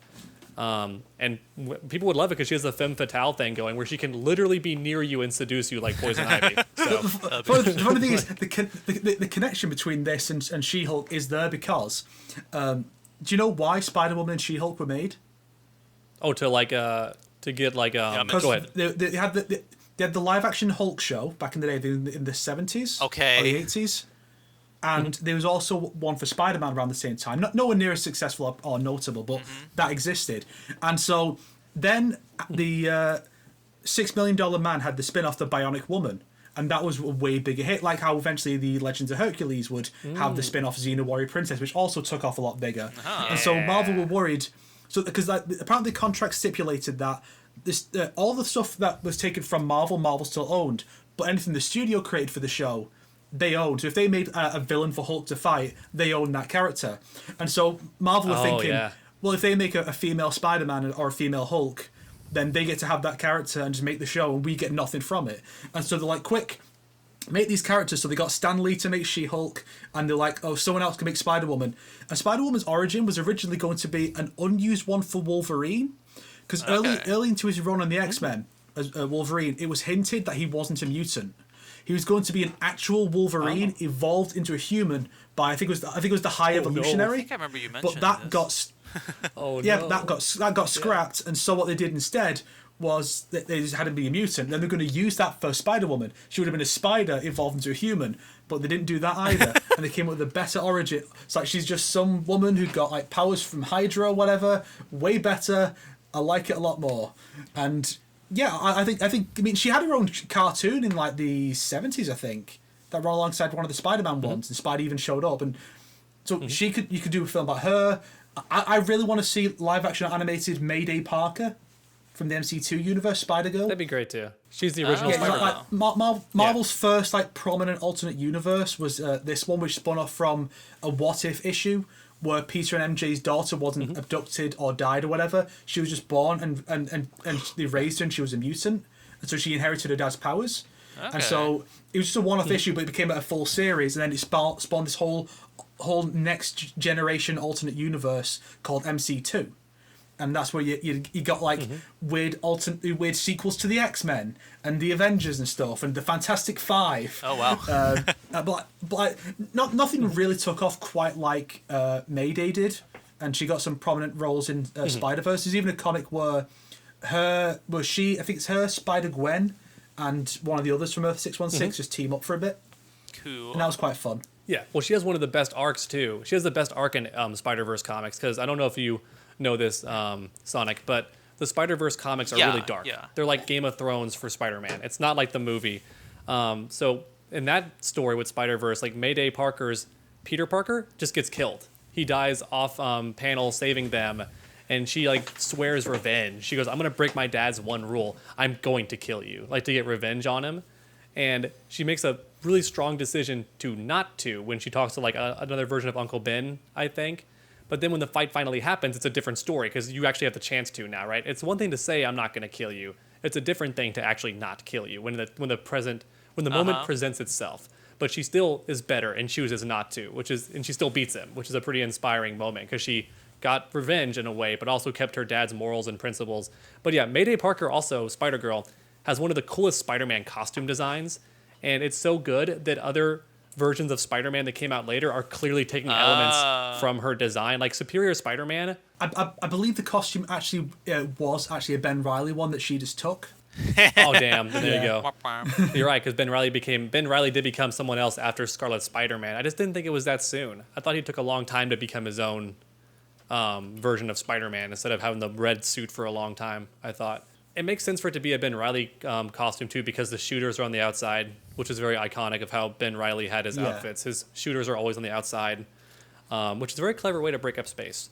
That's what I think the artist didn't like about Spider-Man's costume, is that it's all one continuous piece, and they're always trying to look up ways to Yeah, they're always which it's a great video by Godzilla Mendoza about Spider-Man in Avengers. He takes a couple of minutes to just complain about the fact that they're always segmenting the costumes in the newer stuff, and it's like I do agree. It's kind of lazy. I love that scene because I can almost quote it verbatim because it was so funny, and I've watched it multiple times. When he's like, "You want to talk about the war on Christmas? How about the war on Spider-Man's fucking sleeves? Why can't they leave his sleeves alone? They're always adding breaks and lines and wedges." He's like, all these freaking people act like they're Mozart or some amazing Da Vinci painter creating some new art's never been done, when in reality it's every like freshman's like first design trying to like remake somebody's costume. It's like the most simple, straightforward solution to like cutting up someone's costume. And I'm like, yeah, that's true. All Sam Raimi did was just add the 3D to the webs. That's the only change that he made to Spider-Man's look pretty much, was, I'm going to give him like 3D webs, because we've all seen the Halloween costumes when we were kids. Like just having the black webbing didn't look very... Yeah. I still think Raimi's is like one of the best just because of that, honestly. Yeah. Yeah, it's also the closest we get to a red and black suit for Spider-Man, because Snake brought up like the red and black. In Spider-Man 2, it's like a very dark blue. Like it's almost black, his suit in that movie, which I don't know if I prefer or not, but it's just interesting how it got like that dark with the blue. Yeah. I guess we're just Mayday Parker would be cool. I'd like Spider-Girl, but I think she the reason I think Spider-Woman would be cool is because she's so different, than everybody else. And by the way, they've never succeeded in making a better like child version of... They've never made a better Peter Parker child superhero after Mayday Parker. They've tried multiple times. Like in the newest timeline, they have the same character pretty much, but I think she's called something else. I don't think she's called May Parker anymore. Maybe she is. But she has this weird like... The redhead one from Renew Your Vows. She was the other character. She was the other character who was in it, yeah. When you're saying like that child, do you mean like a very younger teenager Spider-Man or something? Yeah, a teenager. Okay. She's even younger. She's like 8 or 9. Yeah, she's not even a teenager yet. Because are you familiar with One More Day? I am. I don't know if Sonic is. It's one of the most infamous things. Long story short, some of the creators at Marvel in the mid-2000s wanted Spider-Man to be single, but he'd been married to MJ for about a decade. Okay. And so the solution was, makes a deal with the devil to save Aunt May from dying to a bullet wound, because literally no one can save an old woman with a bullet wound. And so it makes a deal with the devil to save her, and all he wants in return is for Peter and MJ to not be married anymore, and they can't be together, and it's dumb bullshit. Interesting choice. And they've not undone it. It seemed like they were going to, but it was an alternate universe called Renew Your Vows, and in that universe, Peter and MJ are still together. They have a daughter, and like MJ has spider powers, I think, as well somehow. Okay. And so she does. It's kind of convoluted. Yeah, so they operate together as a team, all three of them, and that's cool. Yeah, and that comic that started it was hardcore. Yeah, it is really unique. I do like that character, but I'm just saying, like her design for her costumes and stuff, like that new daughter. I think she's still called May, I feel like, but maybe not. There's a good joke where she thought her last name was No growing up, because whenever she did spider stuff, they said, May, no. I think it's Anna May, named after both their aunts, Aunt Anna and Aunt May. I think it's Anna May or something like that. Anime? That sounds like anime, which is hilarious to me. Yeah, it sounds like anime. Yeah. But she has this weird purple outfit and stuff, so like it doesn't look as good. They've never been able to replicate how amazing the Mayday look was. And also, Mayday Parker is the only Spider-Girl who, well, aside from Spider-Gwen, that doesn't obnoxiously just have her hair out, like, on display. I get it looks really cool for, like, this to be swinging through the air and, like, the wind's in your hair and, like, blowing it around, but it's such a common thing. Like, every other Spider-Girl or Spider-Woman just has her hair out. Like, every single one. No. She doesn't. She's the only one. That's what I'm saying, but she has a hoodie. Sometimes they'll have a variant, like Jessica Drew has a version of her original costume with the hair covered. But in her case, I feel like it actually makes the design worse. It does. Because her hair was part of the... Because the cool thing about her was that her outfit is literally not color. It's black and white. So to have like the hair just gave it some color. So, yeah. Or am I confusing the characters? Jessica Drew had like the Venom looking Julia Carpenter, suit, right? Jessica Drew is the red and yellow one. Okay, my bad. But then they had the ultimate version. Then the ultimate universe Jessica Drew, who was a clone of Peter Parker, and she had like a full body costume, but she still had the hair out because she's a girl. Because them's the rules. And Silk has her hair out too. Yeah. It's funny too. What's funny about all this Sonic is that Spider-Man is probably like the only superhero I can think of where so many different versions of him can exist on the same page, because some of them are all in the same universe, like together. So there's that one like famous / infamous / funny comic panel where it's like a page of them all showing up on the roof together. And this one guy just got like this one guy I was watching went on a very funny rant about it where he's like, what the fuck is this? Like, I see Spider-Man, Peter Parker, the original is right there. And then he's surrounded by 6 other spider people. Does he ever turn his head or ask him like, hey, why am I the only superhero that has like 17 versions of me? Like, I don't see like 90 Iron Men flying around. Like, there's a couple, but there's not like 19. There's not like why are there so many of me? I don't see like 90 Batman. Yeah, for some reason, like Spider-Man's like the only one who actually has like a healthy selection of actually pretty good alternate versions. Yeah. Like you look at someone like Wolverine, you got like Days of Future Past, maybe isn't that different? You have X-23, I guess Old could Man count. Logan. You could probably take someone like X-23 and make like an alternate version. There was the Ultimate Universe where in the future Wolverine is Cable. I don't know why that was done that way, but that was the thing. But like, there's not that. But these aren't even different Spider-Man. These are all different characters that just have his powers. Like on the roof, you have like Spider-Girl. You have Jessica Drew. You have the one you mentioned that has the Venom-looking suit. Noir. And you had like Miles Morales was there too, and like not even Noir's still Peter. Okay.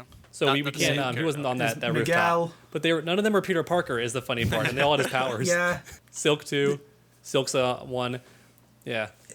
So it's just funny, like, and Peter's just there, like, in the center, and it's just so funny to see, like, he's the OG, but he can't even have his own thing anymore, because even in his own universe, like, where he's the first, there's still copycats. You don't even have to travel to a different reality to find his clones. Yeah, and also it's like I feel like he's like the only hero you could really do like a pretty decent verse for, because look, they did Venom verse, which is these characters have a symbiote and that's it. But it was made up too, because they weren't existing before. Like they made a lot of same with Gwen verse.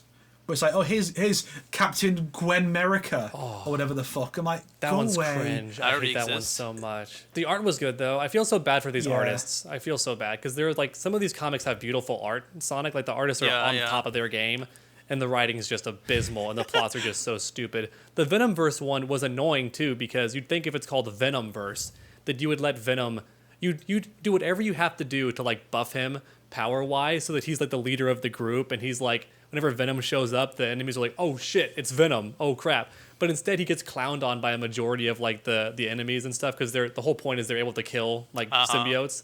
So he's getting clowned on most of the time. He even gets anime style bodied by evil Spider-Man, which is a cool scene, but it's just like Venom doesn't get to be cool in any of this comic for the most part.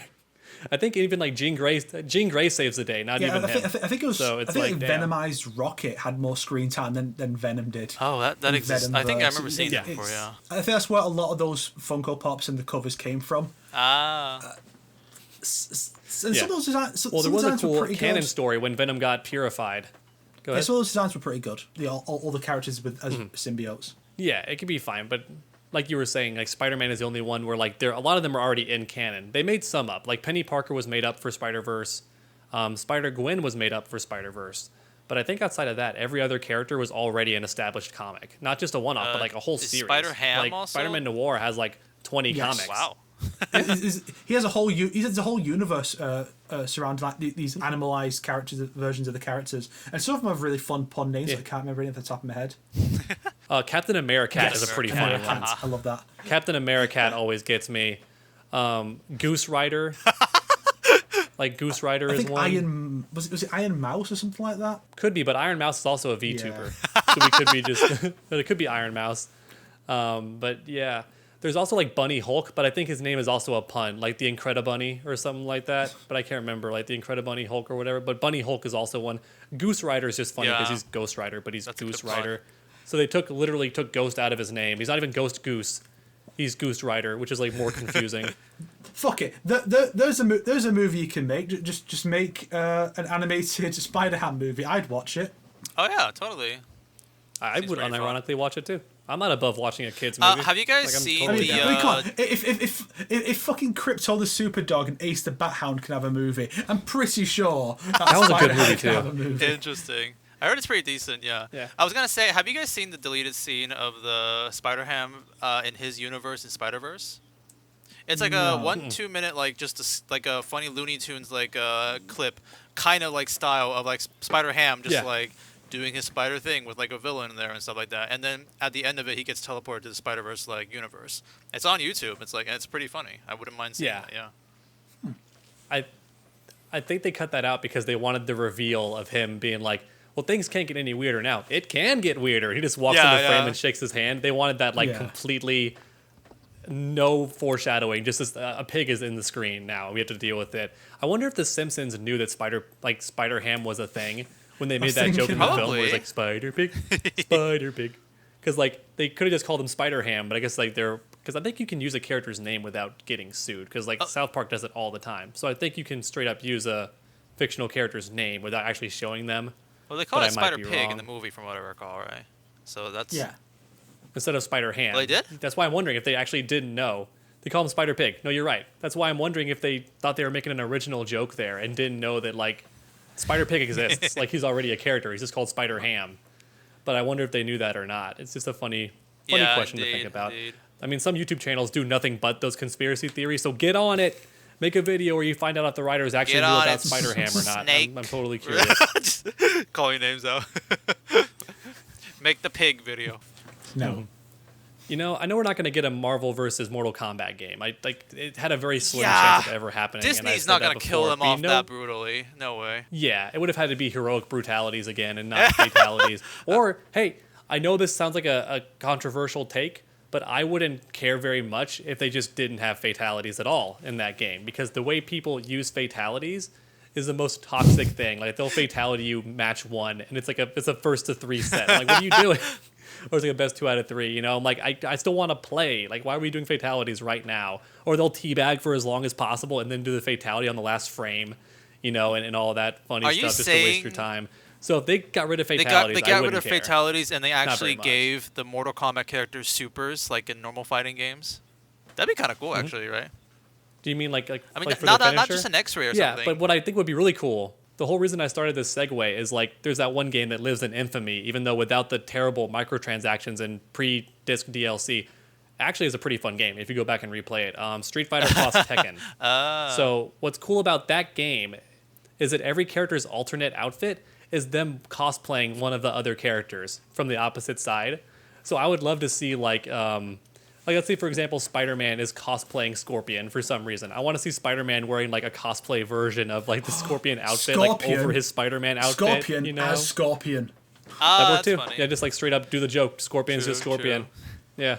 He'd be a cool character, actually. Adding Scorpion as an actual playable character, like from Marvel. For anyone who's confused listening to this, it's very confusing. Yeah, from Marvel, one of Spider-Man's villains. If they made him a playable character, would be interesting because he's never, I feel like, gotten that good of a showing. He's always like a jobber villain, despite his origin being created to literally punk Spider-Man. And in that original comic, he could. Like, that's how strong he was. He could, like, punk Spider-Man. I think his most substantial appearance as a playable character in a game was in Marvel Ultimate Alliance 2 during his stint as Venom. Mm-hmm. That was his most substantial appearance in the game where he's playable. Other than that brief bit in the Spider-Man. He was Venom in the game. Comics, too, yeah.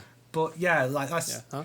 So I'd love to see him be playable in a game and do some cool stuff with his. I guess his the first thing is that the MCU has to remember him, since they kind of just left him off in Homecoming in the after credits scene.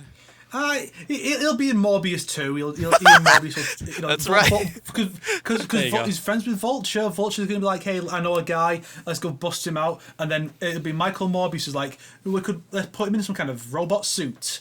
And he's gonna get him a suit for Scorpion, and he'll give him the serum because he's like a super genius or whatever. I assume I've not seen the film, and then that'll be the new Sinister Six, and he'll be like, "Yeah, I'm gonna put together a team to go kill Spider-Man, who I've never met before from another dimension, at least or something." At least it would be like accurate because he is actually a Sinister Six member. Like Scorpion is actually one of these Sinister Six, so it would be cool to actually have him there. Oh my God, do you think that to make like because Morbius is actually established as not a villain, both in the comics and in like the movie. Do you think they're going to try something as stupid as a Batman v Superman, where they indirectly blame Spider-Man for some chaotic event, even though he's trying to stop it. But they're just like, he brought that danger to us. We, as the Six, must stop him because he's a bigger threat to the city than he is like a hero. And it's like Batman v Superman, but it's these six like pseudo villains / heroes versus an actual hero, because Spider-Man's one of the goodiest two shoes you can think of. I think one of the original plans actually was, I think the Sinister Six film was supposed to have Spidey as part of the team, like he's forced into it to help them out or something. I think that was at least one of the plans. Interesting. But I've got two more swap costume ideas. One of them, Raiden as Electro. Okay. Makes Yes. sense. And the other one is Morbius. So throw Morbius in there as Nitara. Vampires. Yeah, There you go. That'd be great. See, I was thinking of more like indirect ones. Anyone in the comments too, if you've watched the video this far, which God bless you, so if you've been listening this long. But if you have any ideas too, because I was thinking like they don't have to always match up. They can be like random ones, because some of the Street Fighter Cross Tekken ones Pretty crazy. don't match up too well. Like Yoshimitsu's wearing Bison's outfit, which is cool because like Yeah, Yoshimitsu and- still has this creepy outfit, but he has like the Bison like outfit on. Camia's- So imagine like Camia's Catwoman. King was really good. Yeah, Camia's King was a great one. So imagine like let's say Catwoman, but she's got Melina's outfit. Oh. Like that could be cool, but it's like kind of Katana kind of has Catwomanified. that in MK11, but like Yeah, I was gonna say yeah. we have that. Oh damn, you're right. She does. Poison crap. Ivy, Melina. Hell yeah. I thought I was original. Poison Ivy. Yeah, Melina Oh. wearing Poison Ivy's outfit Make would it be very- pretty cool You know- too, because it's already like covering nothing. Here's the real deep cut. That they have it's MK versus Marvel, but one of the guest characters, because they have to have guest characters, is Superman. Uh-huh. Like the Injustice version. Okay. And his alternate his swap costume is Hyperion. Are you familiar with Hyperion, Sonic? I feel like it's like I've heard no. it, but I'm not too sure. But you explain it to me first. So Marvel and DC, they had alongside the normal crossovers, they also had if they wanted to do a crossover story, but they didn't want to bother with the licensing stuff, they just had these characters who were just rip-offs of the other company. Like Marvel's version of the DC heroes is a way more prominent, Squadron Supreme. Like the Superman analog is Hyperion. You have Power Princess for Wonder Woman. Oh, The okay. main Then I kind of know Justice this. League Yeah. Back then they had some copycats. Yeah. DC has a version of the Avengers, which is like a Thor character and a few others, but like no one gives a shit about them. They've never been anything substantial. But people quite like Squadron Supreme. You could probably make a pretty good film out of that as well. But like that's where you go. It's like a DC character of. Or maybe just throw in Hyperion and give him a Superman costume and do like that. That's where the real money's at. So you're saying Hyperion is like the Marvel's version of Superman? Yeah. Well, he's an intentional parody. Like he's even meant to like make fun of it, because Hyperion's kind of like, he's not a Boy Scout like Superman. He's kind of like an asshole. Yeah. So like he's actually basically, dangerous. you know, like every alternate version of Superman, where the writers think they're being really clever by deconstructing Superman and making him a huge asshole. That's what Hyperion is most of the time. Okay. That's a pretty clever joke then. Unless the writers need him to lose for some reason. I think they did an alternate version of Squadron Supreme that basically was Injustice as well, pretty much, like with the totalitarian I wouldn't be dictatorship. surprised. Like, Yeah, I would not be shocked. I just want to say though, I didn't know about Squadron Supreme's like every single member. I forgot a lot of them. Power Princess just sounds like a great idea for a character name. Power Honestly, Princess. I just like that That title. is- Yeah, Power Princess just sounds cool. PP. Yeah, it sounds like a crappy. Sounds like one of those Flashpoint Paradox versions Oh, of the like character where it's Captain like, I'm not Thunder. Wonder Woman, I'm Power Princess.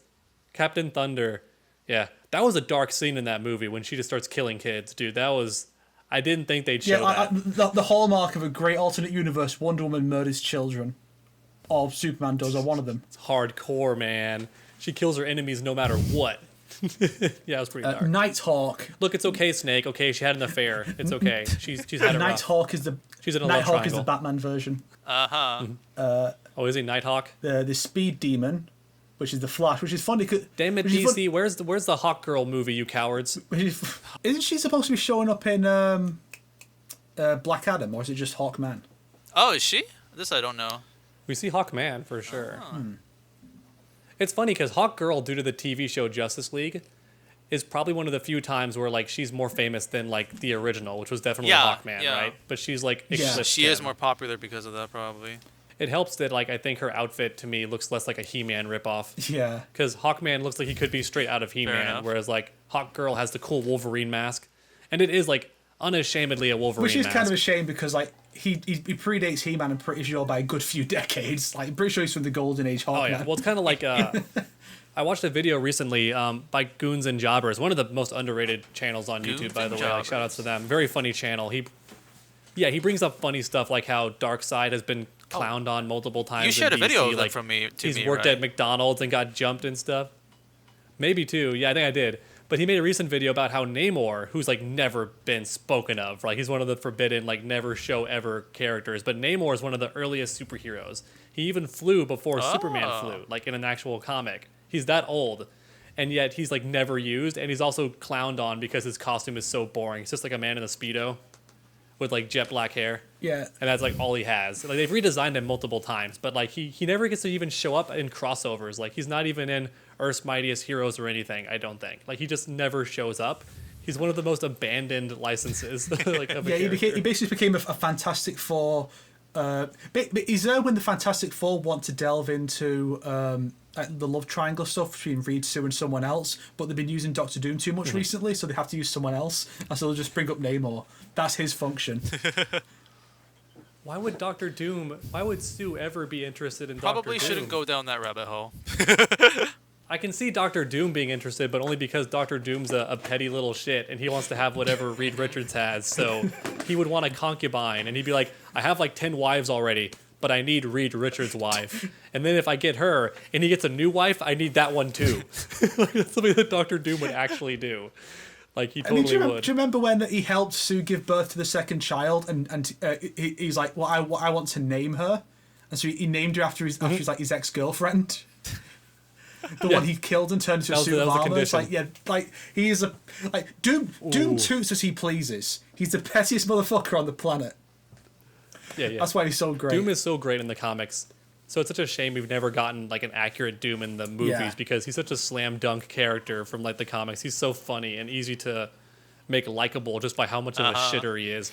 Like Sonic, just in case you're not aware, Doctor Doom technically, like physically, has almost no weaknesses because his armor is so OP. Okay.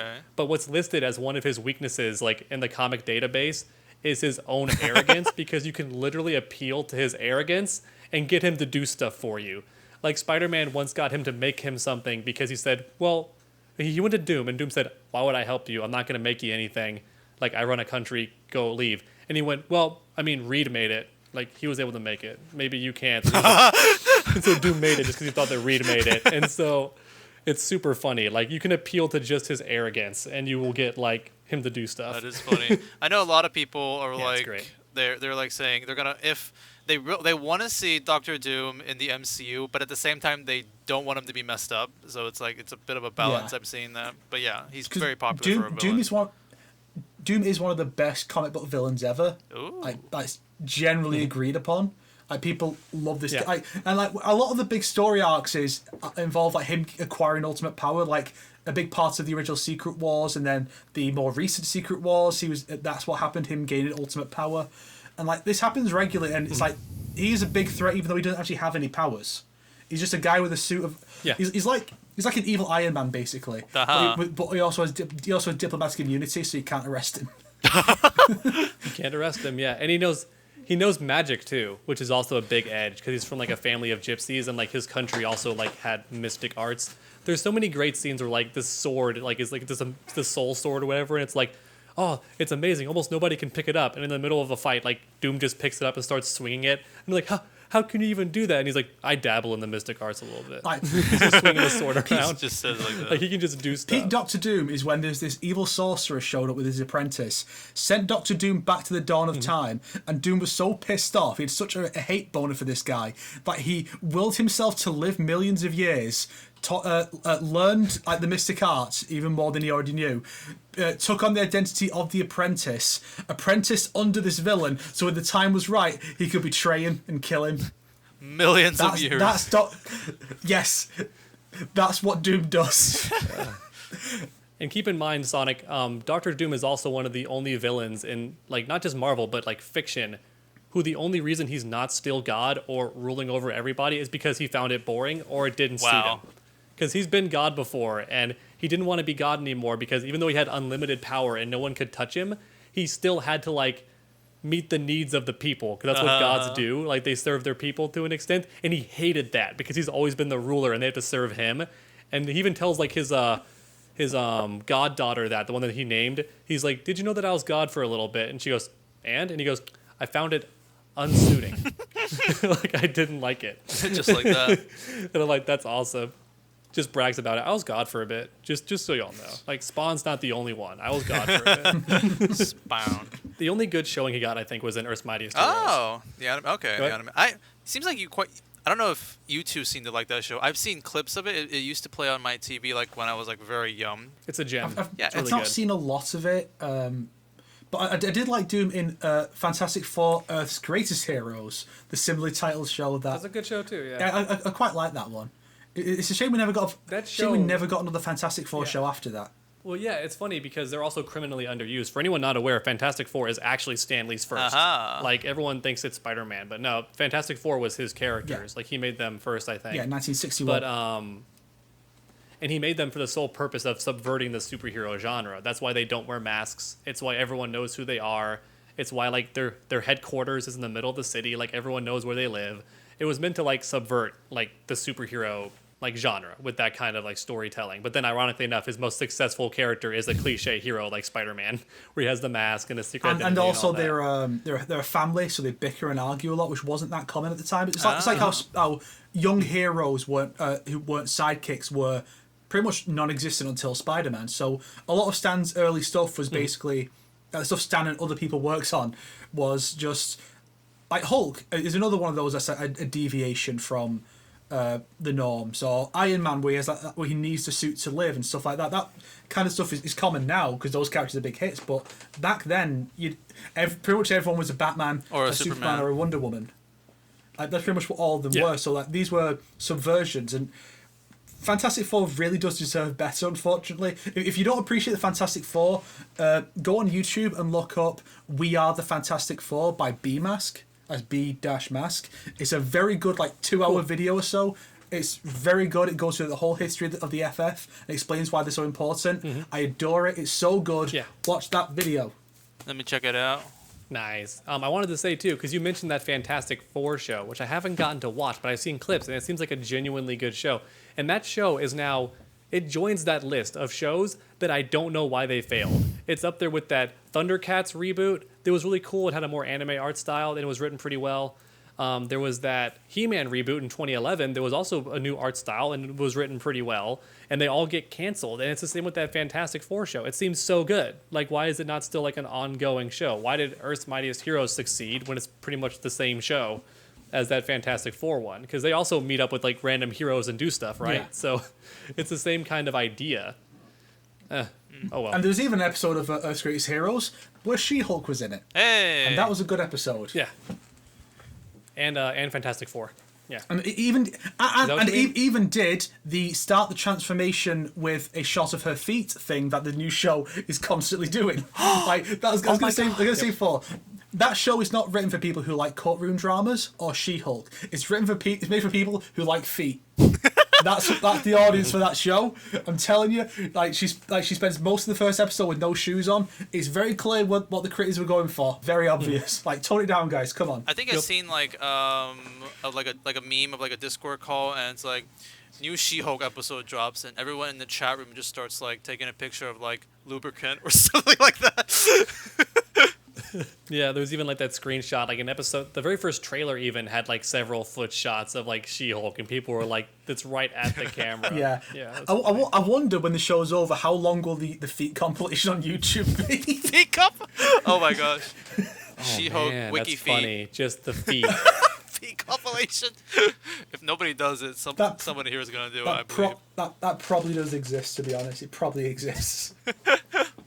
And if we get more Mortal Kombat movies like Snowblind's coming out, I want someone to make a compilation where it's like the Mortal Kombat animated films, but it's only the side characters, like the ones that never say anything, like Nitara just like doing her thing, and then they had like other side characters doing their own thing in like Battle of the Realms too, just like existing and just vibing. You mean the shot of all the combatants as it pans across the villains in Battle of the Realms. And the side characters, the characters who never speak, it just pans across them. True Underdog, I thought you were gonna go a little bit more beyond and say like a compilation of all the Mortal Kombat feat shots or something like that. Oh no, I don't think there's too many characters that are barefoot in Mortal Kombat. Honestly, there's a shockingly low amount. I only know this because I have a friend who's actually very into feet. He's a very, very kind-hearted, gentle soul. He's a really awesome dude. He's very talented, but he does love feet. He does love feet. So, well, because even he and I both thought it was funny how like because even though I'm not a foot guy, but I know that in fighting games, there's a lot of outfits where characters tend to be barefoot because martial arts tend to not wear shoes and stuff. So it's very common to have like barefoot variants. And he and I were joking how they went out of their way to like never give at least the female characters barefoot variants for the longest time for like any of their costumes, and like at least the newer games for sure.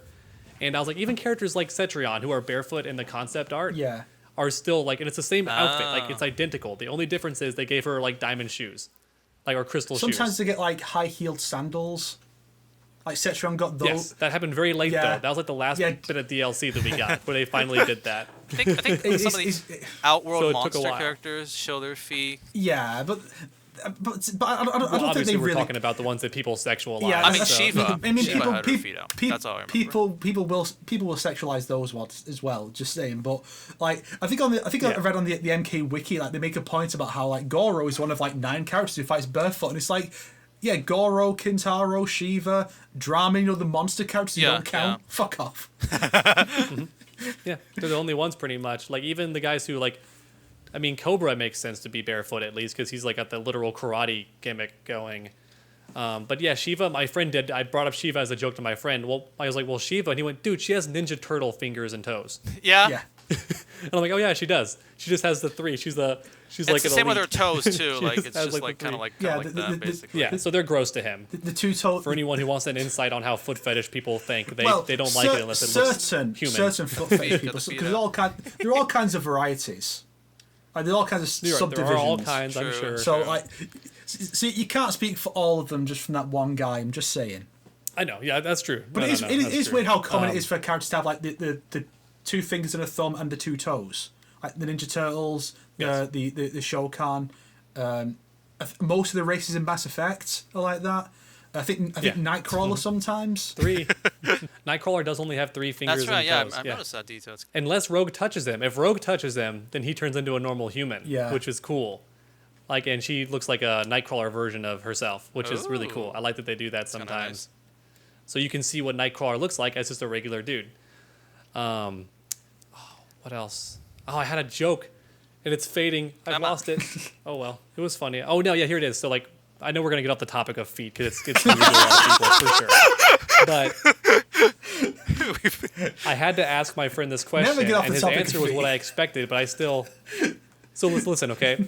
I just wanted to say, like, I asked my friend, I was like, so for you, like, the feet are the same as, like, how men worship, like, boobs or, like, butts. Like, you just think they're that great. And he goes, yeah. Okay. And I'm like, so does that mean that when you go to the beach, is every beach just a topless beach for you? Because the women are like barefoot by default or wearing sandals, and he went, yeah. Wow. And I went, wow. What a life. Yeah, what a life. Yeah, so that's kind of crazy. Like, what a life. Yeah, you got what an existence. People just like haha, loser with the foot fetish. It's like, imagine getting to go to a topless beach anytime you want. And it's like, who's the loser now? I mean, and like a bunch of YouTubers like funny. I was like love to not wear shoes indoors and stuff like that. Bada bing, bada bing. To be fair, wearing shoes indoors is for animals. Yeah, well, yeah, of course. But what I mean to say is kind of like when they film, they don't wear shoes, so it's like feet all around there. We're all not wearing shoes right now. You know, now that you mentioned that funny thing, it's like every time I actually stand up and do show my feet, I always censor it. I always just like put the mosaic stuff As you should. Yeah. As you should. That's disgusting. Get those things off there. So does Pokimane too, but for the opposite reason. Like, she doesn't want anyone to like have actual photo evidence of what her feet look like. It's gonna be on Wiki Feet if you show your feet online. It will end up there. Oh man, that is funny. Listen, I mean, as much as we clown on it, I've always made jokes openly that yes, it's weird, but I hate that we live in a timeline where people are starting to accept fetishizing animal characters, and that's more acceptable than just thinking human feet are attractive. Like, we've gotten into this timeline now, and it makes no sense to me. Minecraft is the best. And I accept all of it. No. Oh no. Being attracted to a part of the human body? Haha, cringe. Now excuse me while I fap up to this fox lady. Like, no. No. Right, Feet is like the most normal fetish, if you have to say that, in my opinion. Like, out of everything. I think that's the most common too. I think the only one that really comes close would like probably armpits, like as far as how many I people think have that's it, more normal, honestly. You liking armpits, maybe. He said what I was scared to say. No, I'm not talking about what's normal. I'm talking about like how common it is. Yeah, yeah. Like feet is like the most common one for whatever reason. I don't even understand how fetishes work. They just do. Yep, it just exists somehow. I don't go to R Kappa very often. Like, I don't go to R Kappa very often, but I do think when they finally like allowed porn stuff to come back to R Kappa, if you may have to censor that word out and say something else there, because I'm not sure if YouTube will get us. But basically, when they finally allowed that, there was a big discussion about which fetish reigned supreme, and it was a bunch of like armpit and like feet art that started just showing up on R Kappa, and there was like a debate over which one is superior. I will say, as an artist who likes to draw, I don't find that area attractive, but I am fascinated because it's very hard detailed, to draw from different angles because so many muscles connect in weird ways. Like the tricep connects under here and attaches to the I'm forgetting the names. The deltoid like connects and comes down to the pectoralis major and minor. So the way they hook together is very interesting. Like, so drawing it correctly, I have envy for, because it's not an easy part to draw. Feet and armpits are the Scorpion and Sub-Zero of fetishes. That's a very interesting way to put it, I guess. I'm not wrong. Dang. I'm not wrong. I wanted to say that Sub-Zero is the feet, but No, I think, sorry. unfortunately, due to popularity, it'd be the opposite, where Scorpion, because they're mainstream, would be the feet, and then Sub-Zero is the armpit. Damn it. No, I don't want to be the armpit fetish. No. You'd rather be a feet? I don't want to be the foot one either. I'd rather for sure.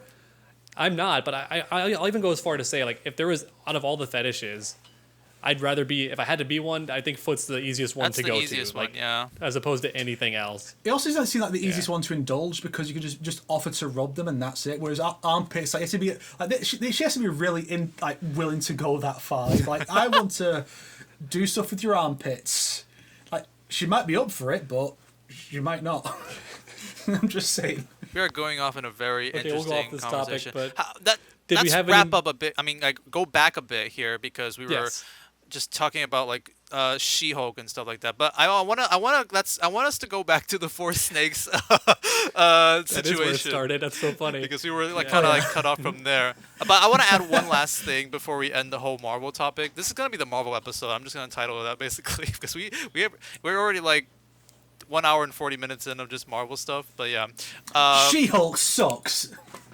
That's our title. The thing is, we didn't even really talk about She-Hulk. We talked more about, like, I think Spider-Man in this episode, honestly. But I guess I could do that for the clickbaits. But what I was going to say is, since you liked Hawkeye, and I would assume you did also like Homecoming too, right, Snake? Yeah. I would actually recommend Miss Marvel to you, because I actually quite like that show. It is a superhero show where like the majority of it is more slice of life shenanigans of Kamala's life and stuff like that, and it's pretty good in my opinion. Like I recommend you to give it a shot. And like the first episode is already like very cleverly directed and interesting because it's like they try to make it in like oh, I'm a teenager and here's my teenage life kind of a style, and it's like it has that Mitchell's versus the Machine kind of like imagination style and stuff like that. Give it a shot. I actually think you might like it. I mean, it should have been a really easy show to do. It seems like it'd be pretty hard to go wrong with like that as your setup. Yeah, you know? I do plan to. It's just I hate that they changed the powers, and I also think that, I mean, unless they explain in the show, like her name being Ms. Marvel makes no sense in a world where there's no male Captain Marvel. They explain it, and I don't want to spoil why. Good. Okay, good. Well, you said it. I was gonna make it as a joke, but like I was gonna say, don't forget though, don't ever let it go that they had to change her power because her original power was so overdone, and also it's a power that no woman wants because she's supposed to be a character that women like and that like girls like. Women like having petite hands and feet for the most part. They want to have like pretty and petite. Like having your hand be the biggest part of your body is a nightmare for a lot of women. Like that's horrifying to them. Or for their feet to grow too big is a nightmare for them. So like the character being able to make a giant fist and how that would look. Cowards. These women are cowards. Cowards. Yeah.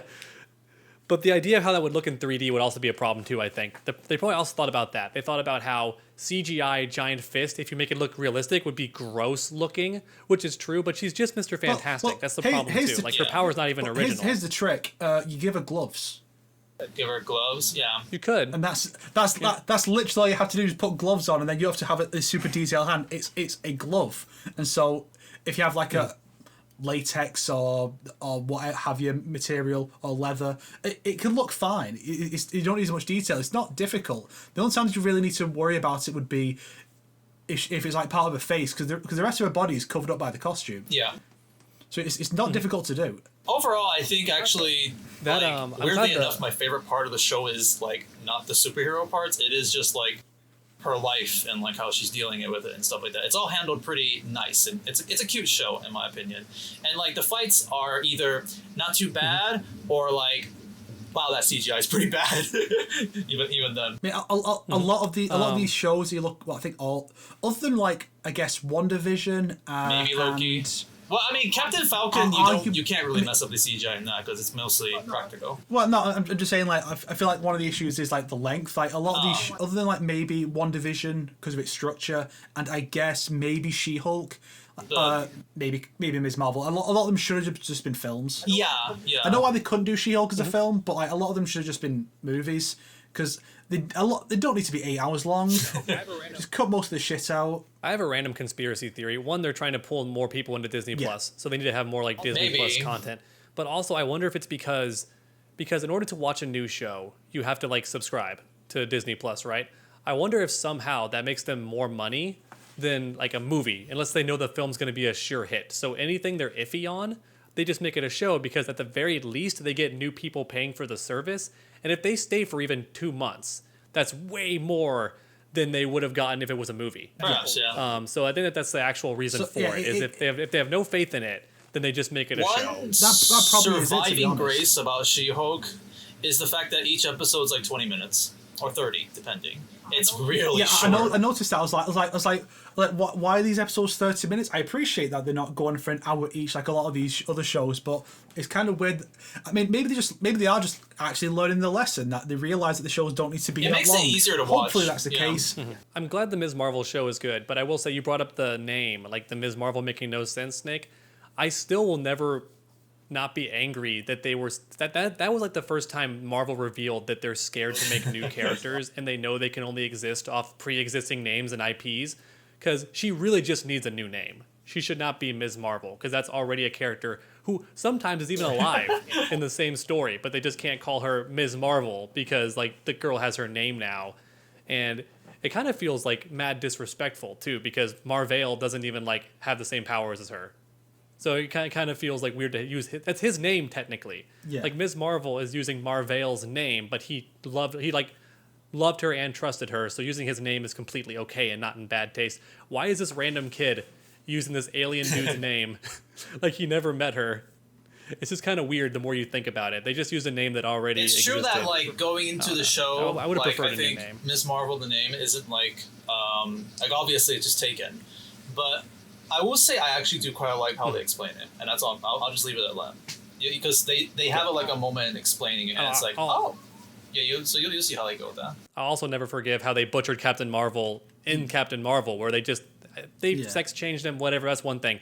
I'm also just mad that he's never even a hero, because to actually make a Captain Marvel movie with Carol Danvers would have required at least 2 movies, because the first would have had to be Marvel and how he lived and was a hero and died. His death is a big deal in the comics. Like, it was a big, big deal. And then Captain Marvel came later. I'm fuzzy on this, so maybe Snake will know. Is Ms. Marvel, does she just change her name to Captain Marvel later on, or is that technically a different person? Yeah, she was Ms. Marvel back in the early days when Marvel was still around. But then they needed to keep the printing comics with the name Captain Marvel, even though they were never all that successful. Keep the license. Yeah, okay. so that DC wouldn't get it back, because DC got it, they'd never let it go. And that's why the whole Shazam So thing. it is still her then. Yeah, but so she was Ms. Marvel, and then after 6 Captain Marvels, 6 of them, they eventually hit on the idea. Well, Ms. Marvel has been pretty consistent. She's been a popular character with the Avengers and having her own comics. Why not just make her Captain Marvel? And it's like, Yeah, why was that not done before? So she became Captain Marvel as the 7th one to have the name, and then the film comes out and she's the first and only one, while the first and second are in the film, the first being turned into some weird scientist who dies, and the second one being a fangirl of Carol, who then shows up in WandaVision to get her powers, and now she's going to be in the Marvels. It's just silly. Oh, it is silly, yeah.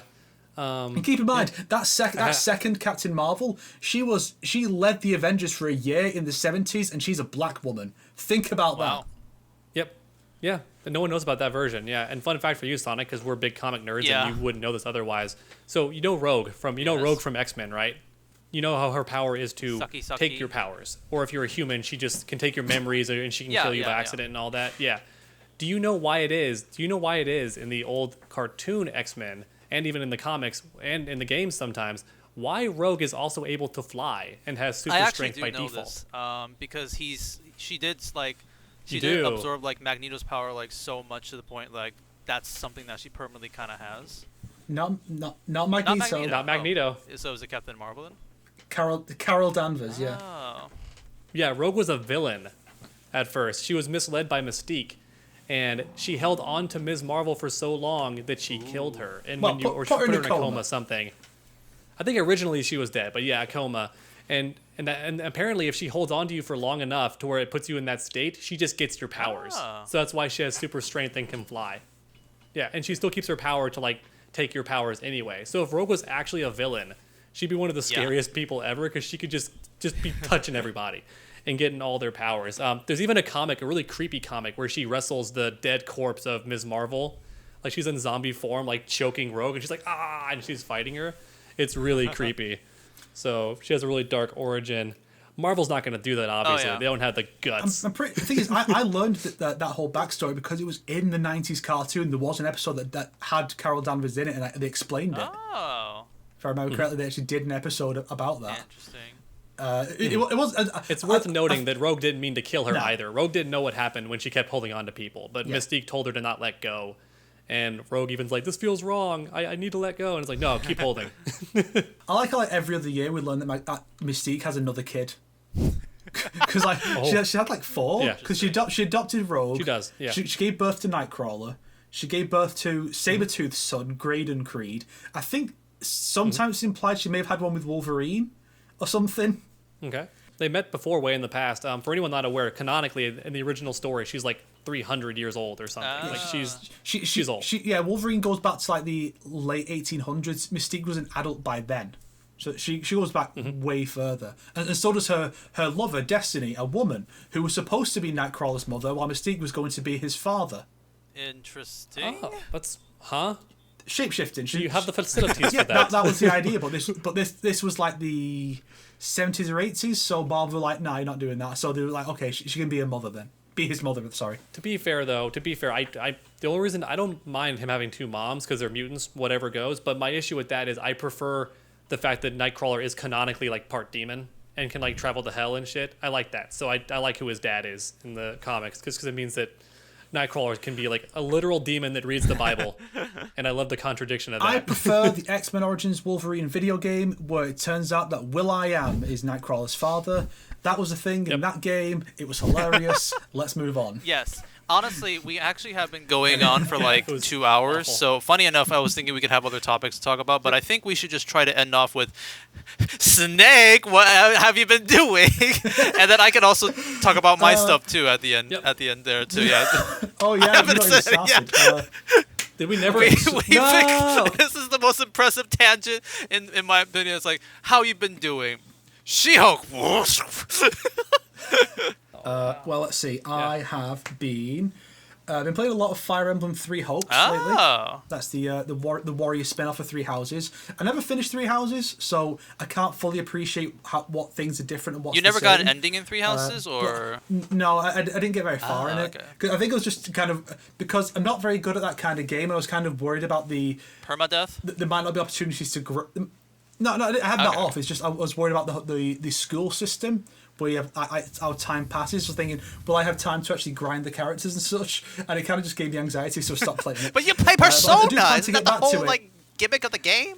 Yeah, but they have an easy mode where you can't die. Okay. That's fine.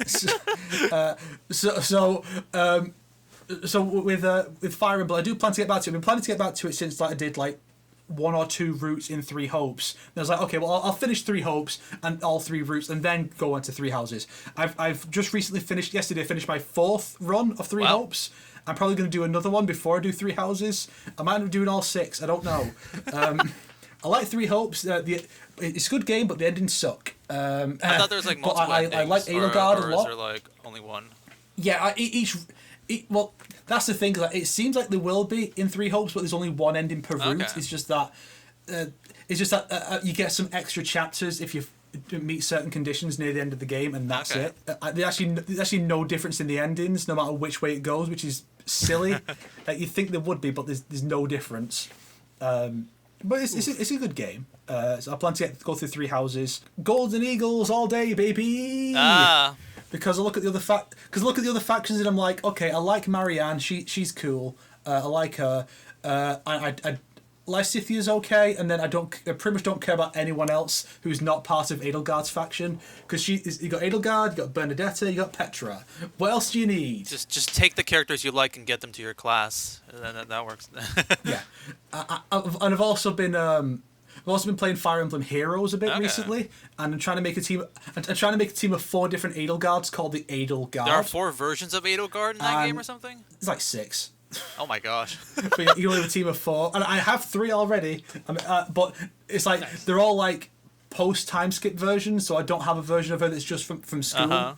The default version. Just so you know, TrueUnderDawg, TODR, the game takes place during when they were students, and then something happens in a time skip, and everybody grows up each time you play it, basically. Yeah, and so they all get completely new designs, and then you look at 3 hopes, but they gave them different designs for the post time skip, and I think almost all of them are massive glow ups. Especially Edelgard. Edelgard looks so much better in 3 hopes than in 3 houses. Her outfit there is kind of silly. I don't like it, but it's fun. The funniest actually one is Bernadetta, because all they did was change her hairstyle. I think the outfit is exactly the same. It's what we should talk about Fire Emblem more another time. But because I did play Awakening when it came out, but then I just never played Fates, and I just couldn't get into 3 houses. I am a tiny Fire Emblem fan. I've seen a walkthrough of Awakening and then went 1 route in 3 houses, and I'm sure TrueUnderDawg doesn't know much about Fire Emblem, except that they're in Super Smash Bros. Characters. I have played Byleth in Smash Bros. Okay, this is something I need this right. Okay, so I remember a video. There's a video someone made where it's basically going through all the classic mode routes in Smash Ultimate of the Fire Emblem characters and pretending it's a Fire Emblem game. It's like a crossover Fire Emblem game. And if you fight Bowser, you'd be like, oh, then this big dragon turtle shows up. Just not acknowledging the crossover, just pretend it's a Fire Emblem game. I can't find that video. I thought it was done by Shane Brained, who did a big retrospective of Fire Emblem, but I can't find it on his channel. But I was sure it was him. So if anyone out there knows what it is, please go to Twitter at FullSnake. Let me know, because it's fucking bugging me for months. I don't know who made this video and I can't find it. Or in the Combat Kings comment section. But I won't see it. It was just. I'll tell you if I see it. But please, okay, thanks. But a funny thing actually about Shane Brain's retrospective, I was I started watching it around the same time I started playing 3 Hopes. So I was thinking, I'll just watch his plot summary of 3 Houses and to get caught up, and that'd be a good idea. So I went through all the other ones to get to that point. I had to binge all of them, and then just when I got to 3 Houses, you know what? Watching these little clips of the introduction and stuff, I kind of want to play the actual game now. So I ended up putting it off, and it's also a frustrating thing because all year I've just been playing long games.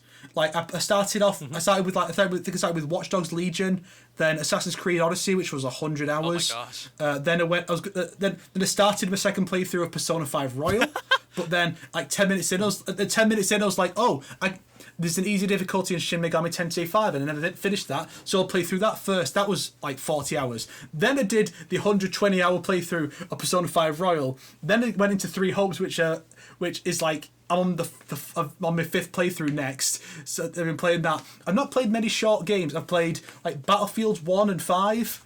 They were pretty good. I played COD Modern Warfare. I like that one. Stranger Paradise is a good game. I need to play more of that. Then I also need to go through 3000, 3 Hopes, DC Superhero Girls, Persona 5 Strikers again, Sakura Wars. I've got so many games I need to play, but I bought Guardians of the Galaxy. I've not started it yet because I'm still fucking playing 3 Hopes. Oh yeah. Help! That's a Yeah, good I game. will I play should that get too that too. But Don't feel too bad, Snake. I started Horizon Forbidden West like when it first came out, and I still haven't finished it because my brain gets mad at me. Like that little voice inside your head, you know, call him your conscience, call him whatever you want. He gets mad at me whenever he thinks I'm wasting time whenever I play games. So he won't let me play video games. He makes me either write something or do digital art or make another video or reach out for sponsors. He won't let me play games. So like I envy that you're getting all this gaming done, man. That's really freaking cool. I wish I could do that. The Like, I want to YouTuber play video mindset, games yeah. too. God damn it. speaking of sponsors, I got an email recently offering me a sponsorship from NordVPN. Whoa, So I was seriously? like, this is cut. I was like, look at this. It's like they're asking for like 15, 20 seconds in the video, and I was like, that seems a that's bit pretty odd. short. So I reached out It can be. to Nord on Twitter. It was fake. Oh, Yeah. And I had a good bit. I wanted to do like a skit, not as complicated as what like Internet Historian Yeah. does, but in a similar vein, which like a silly over the top bit. I had a bit planned, and it's not going to happen. I mean, you could always just Damn. try to reach Well, out to I'm sorry, buddy. NordVPN, like. I mean, I don't know how sponsorships works. I asked on Twitter if anyone knows what the best options are. No one answered, so I assume no one cares. We have I'm just gonna- Typically, every video is at least 60 seconds. I've only had one company that wanted like a really quick, like 10, 15 second one, and they pay very little for that reason. Not very little though, because they give you like 3 a month sometimes. I've done Nord multiple times, but now Nord's gotten a bit too big for their britches because I reached out to do like a third or fourth one for them. And they said, unfortunately, because you're never talking to Nord, you're always Yeah. talking to the middleman, right? So the middleman is like, well, unfortunately, Nord is now only doing videos for channels that average at least like 50,000 views per video or like 60,000 views per video. And I think they even said like they usually only go, that's rare. They usually only go for 100,000 views per video That now. is Like they're big very head, much like yeah. a big like thing now. So you can still do Raid. Raid does a lot of people. I got another Raid one recently. Shadow Legends. Bloodlines. Yeah, Bloodlines, Heroes of Lithis is kind of like Raid, but there's way more stuff to do in it. And you don't feel as compelled to do microtransactions because, like, in that game, it's Yeah. still a gacha game. There's options to buy stuff. For Pete's sake, they tempt you with a furry right at the start. There's like a sexy wolf lady that can be on your team, and you can make her like a courtesan. They definitely tempt you with that right away, which is odd because everyone else looks like a regular, traditionally attractive woman for the most part, but then just have there are wolf like lady as many, an many, option many too. characters in that They game have from what I demon- recall, like model-wise. There's a lot. It's a very fun game. There's always something to do with it, and you don't feel like you have to. You don't have to grind because the characters level up very naturally, and you don't have to spend money on it like ever, unless you actually care about the arena rankings, which I really don't. But so I think I recommend that one. It's a fun game. They pay you for it. Obviously, it's a sponsor. I have like 5 this month that I got, but I got lucky enough that sometimes the middleman reaches out to you and they go, hey, I have a bunch of sponsors lined up and your channel gets consistently this number, these number of views, and they want to work with you. Are you down for that partnership? I take a tiny piece of the money you earn from it. And I'm like, yeah, that tends to be how it works. Like if he finds the people to sponsor me, he takes a tiny bit. So like if let's say they gave me $500 per video, like for an ad, they pay you $500. He secretly is getting like 100 or 150 from that. So the actual price they paid for that ad was like actually $650, but I just got 500, right? And they'll tell you up front how much the actual thing was and how much you're getting. So they're very open and like they're not secretive about it, like how much they're pocketing, right? Sometimes you do get reached out directly by the people, but that's more rare. And when that does happen, you get 100% of it because they're just paying you, like specific. I think once you do even like 1 or 2 sponsors, Snake, if you ever get like 1 or 2, well, when you do get 1 or 2, 3 sponsors, that's when you start getting way more because it becomes aware that you're willing to make sponsor videos. Because some people just straight don't. Like Super, for the most part, for whatever reason, Super just doesn't like doing sponsored content. So he's kind of gone on record that he won't do that for the most part.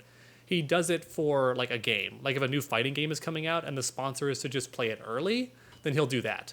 But he's not very much for like, I guess he feels like it's shillish.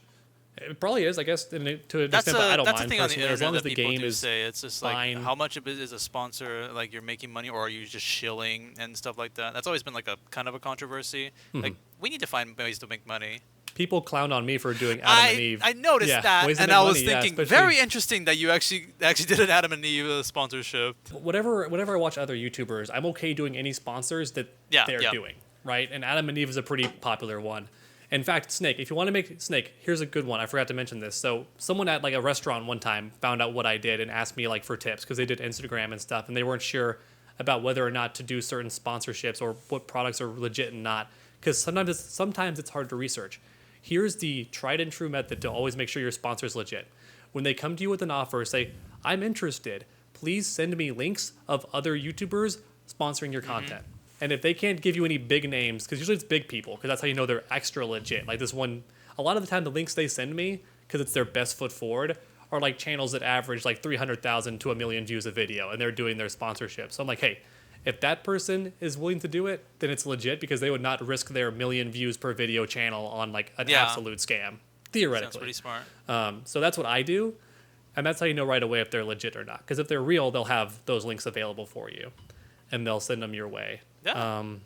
I think that's the last tip that I had. That's pretty cool. For that, you can go ahead then. Oh, Sonic, are you what you been up finished talking about your stuff, Snake? Oh, just one more thing is that. Oh, sorry. It's okay.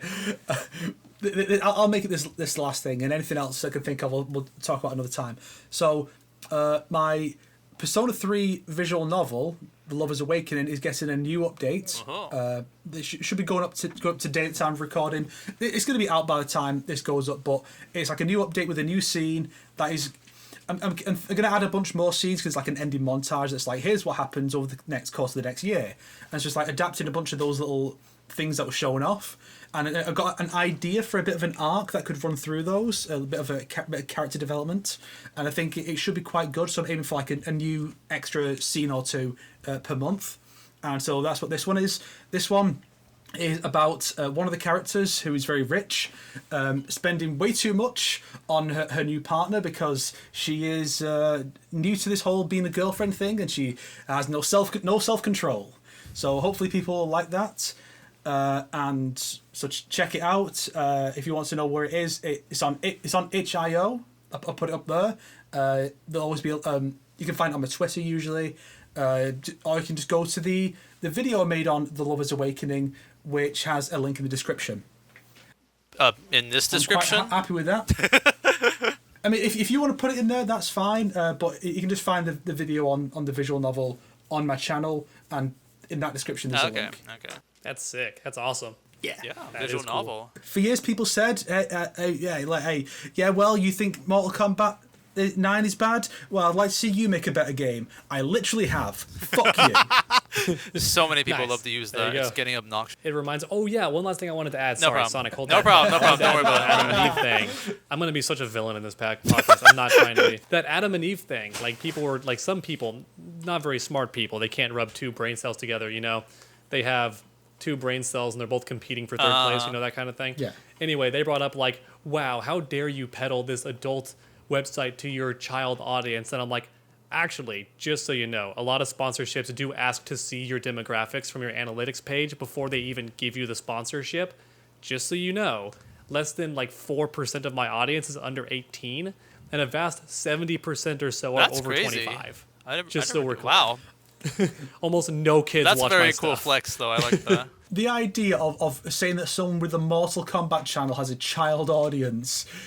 What? Yeah, they brought that up too. They're like, wait, so you're okay with him showing them like decapitation and like bloody dismemberment, but you're against him showing adult sex toys? Like, sex toys aren't even against the law. You know, it is You killing weren't people. even like showing it. You're just like you're actually implying it in your videos. It's like that bit in the South Park movie where Carl's mum is giving the big speech before the big battle and saying, just remember what the MPAA says, horrific deplorable violence is okay as long as people don't say any naughty words, which also applies to the sexual Yep. stuff. That's what this war is all about.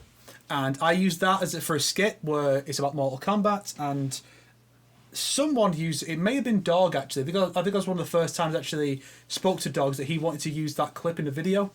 Mm-hmm. Yeah, Maybe so. so that was fun. Yeah. Now finally, Oh, Sonic.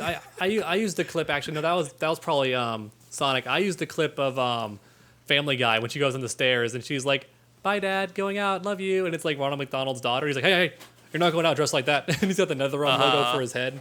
That's the one that I did about that. Where he's like, "You're not going out dressed like that, young lady." But I know that nope, clip. upstairs. Yeah. I just checked my analytics. I'm kind of shocked too. I only have 6% of audiences under 18 years old too. Huh. It's worth noting that some people do lie about their true. age. That is true. But at the same time, it's almost a 30-year-old series. Like, it makes sense that a lot of the fans are going to be over 20 years for old. Sure. It came out before I was born, for God's sake. Yeah. Like, All right. Time for the finale, baby. Woo! So, Sonic, your turn, finally. all right, everyone, it's been a good show. Thanks for watching. Oh my gosh! Episode 3. We could do that, though. We could say, hey, if you want to know what Sonic's been up to, either tune in next time or check out the Patreon exclusive extended cuts. You guys haven't seen it yet because by this point the Thor: Love and Thunder discussion isn't out yet. I actually did make that joke of saying like, if you'd like to see what True Underdog said about the statistically lesbian like conversation thing, it's like a Patreon thing will like cut the video part. Oh, no. They're going to drag me on Twitter. I cut it. Don't worry about it. Well, Don't worry we'll about it, see. True Underdog. I did cut that part. 'Cause I got no problem with lesbians. The joke is just that everyone in comics is lesbian. Yeah. I know. There's so That's the many. shortened version of it. But I mean, like, I kind of cut like the longer part of it. But anyways, so I guess I shall end this podcast by talking about some things that's going on with me. So in terms of like my YouTube channel, I would like to say that yes, my next big project will be MK9 Sucks. Like, that's the one that got voted previously, and I'm still a little bit bitter that you guys didn't vote for Annihilation, but whatever. So that will be the next big project. But since Snowblind is coming out, that's probably going to come out first and then MK9. So like, really, either unless Snowblind all of a sudden is like, actually we're releasing it next year, then I will like start working on MK9. But logistically speaking, that'll probably happen like next year, my Mortal Kombat 9 Sucks video, because I'm gonna wait for the Snowblind video to happen. As for what you can expect recently, well, I've been working on the podcast for like some behind the scenes here. Some smaller videos have been going out recently. I have one very, very interesting secret project that I've been working behind the scenes for like quite a long time now, and I can't really talk too much about it because I don't want to like spoil it, but the only hint that I will give is that it's going to be released by the end of October. And why that specific date? Well, that's the hint. So that's all I'm going to give there. As of recently, though, I don't really have too big of an idea. I've been kind of just like chilling. I guess that's one way to put it. So like I'm watching a lot of movies, and then like also been picking up some games and whatnot.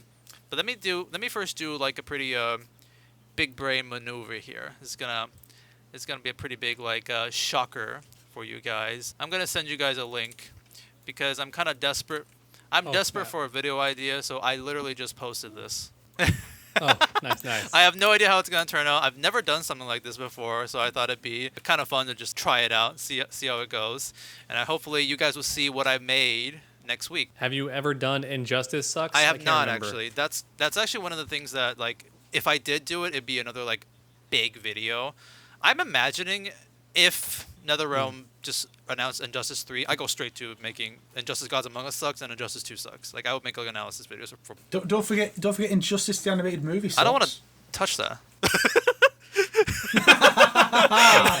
I really. Funny enough, my dad watched that movie and he loved it, but only because he hasn't like read the comics or played the games or anything. He's like, yeah, I watched that one DC animated film where Superman, Joker kills Lois and like Metropolis. I'm like, yeah, Injustice. He goes, yeah, I like that a lot. Thought it was really good. I'm like, you're welcome, because video games made that. And he's like, really? I'm like, yeah, that was a video game. Then they adapted it into a movie, so you're welcome. Video games now have stories so good that they're being made into movies, which they already were, but people are finally like at least trying. Video games have movies so good, just not that one.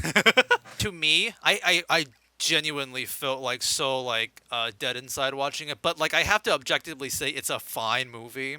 It's just like nothing is like too bad, but as a person who's got through the games and even read the comments, it kind of just pisses me off that why couldn't we just had year one? It's just like just do year one. That would have been fine, but no, we instead had to go like much more and end the series in one movie. It's like all right, fine. It's a very common trend for every studio lately for movies and shows to blow their load on the first jerk. as they say. Like, it's got to be everything or nothing. You know what I mean? They do it a lot. Let's have Green Lantern fight Parallax in the first movie. Let's have Doomsday show up in the second Superman film and kill him. No! Wonder Woman fights Ares in her first movie. Let's have Darkseid show up and pretend that he's scarier than Doomsday, even though canonically he gets his cheeks handed to him by Doomsday. But let's just make him the new big bad. Yep. Yeah. Doomsday is a freaking cave troll. Is going to be one of the most infamous things. That keyboard is so My distracting. apologies. Sonic. I want the kitty sounds, but I like them, but I do find like everybody around me who hears them is just like, bro, shut up with those sounds. I'll try to type a little bit more. Oh yeah, nunchucks there. Okay. But let me see. I mean, okay, so that's all like I really got for like content. Oh, okay, one last thing.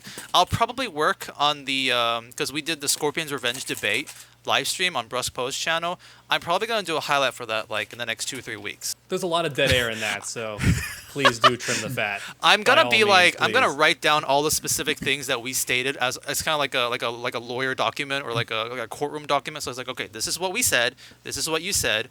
We can compare them, let the audience see, and then whatever you agree with, then here are the 2 opinions. Because we do kind of go back and forth a lot. So I'll try to trim it down and make it more concise to watch through. On the subject of those debates, we'll probably have something along those lines, either a discussion or a debate like that for Snowblind. Yeah, for sure. Yeah. It'll probably be on this podcast.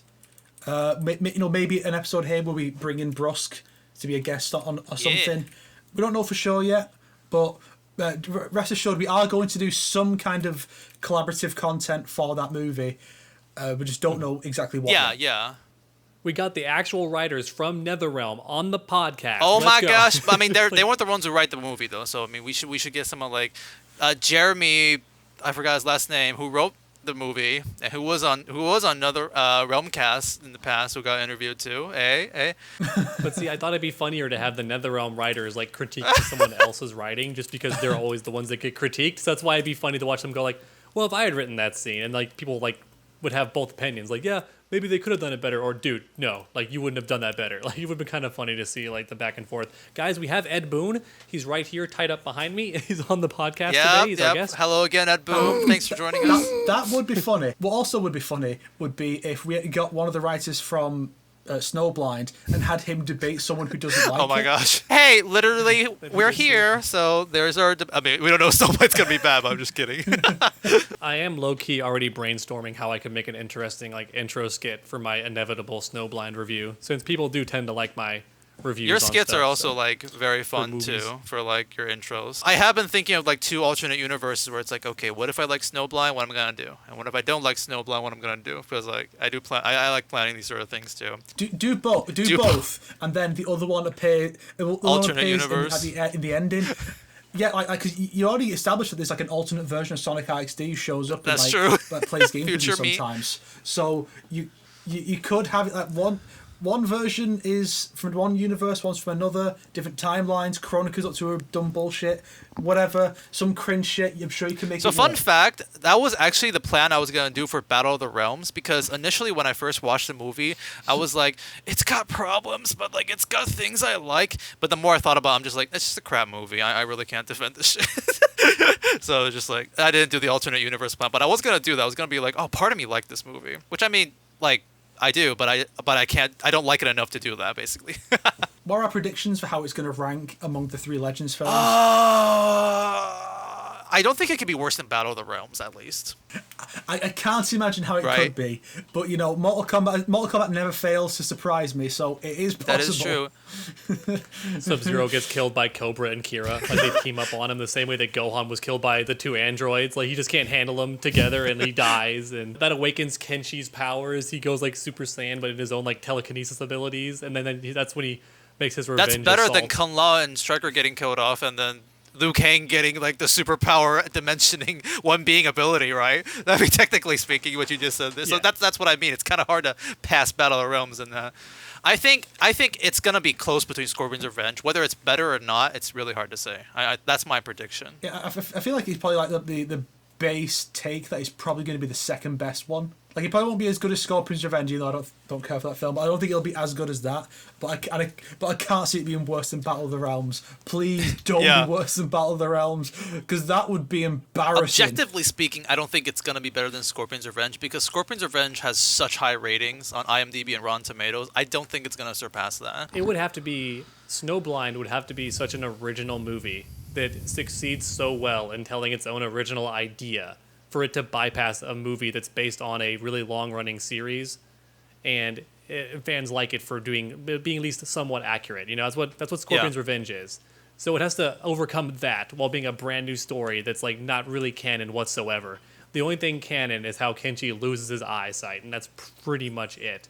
Everything else is a completely different take. So it's really interesting. And I guess the characters. Because even Cobra and Kira look completely different, and their origin seems to be completely different too. So, and also Tremor's there for some reason. No Eyes is there for some reason. No Face. No Face, sorry, No Face. I don't remember that freaking name. No Face. No Eyes is Kenshi. Yeah. No Eyes is a character from Hollow Knight that you guys don't know.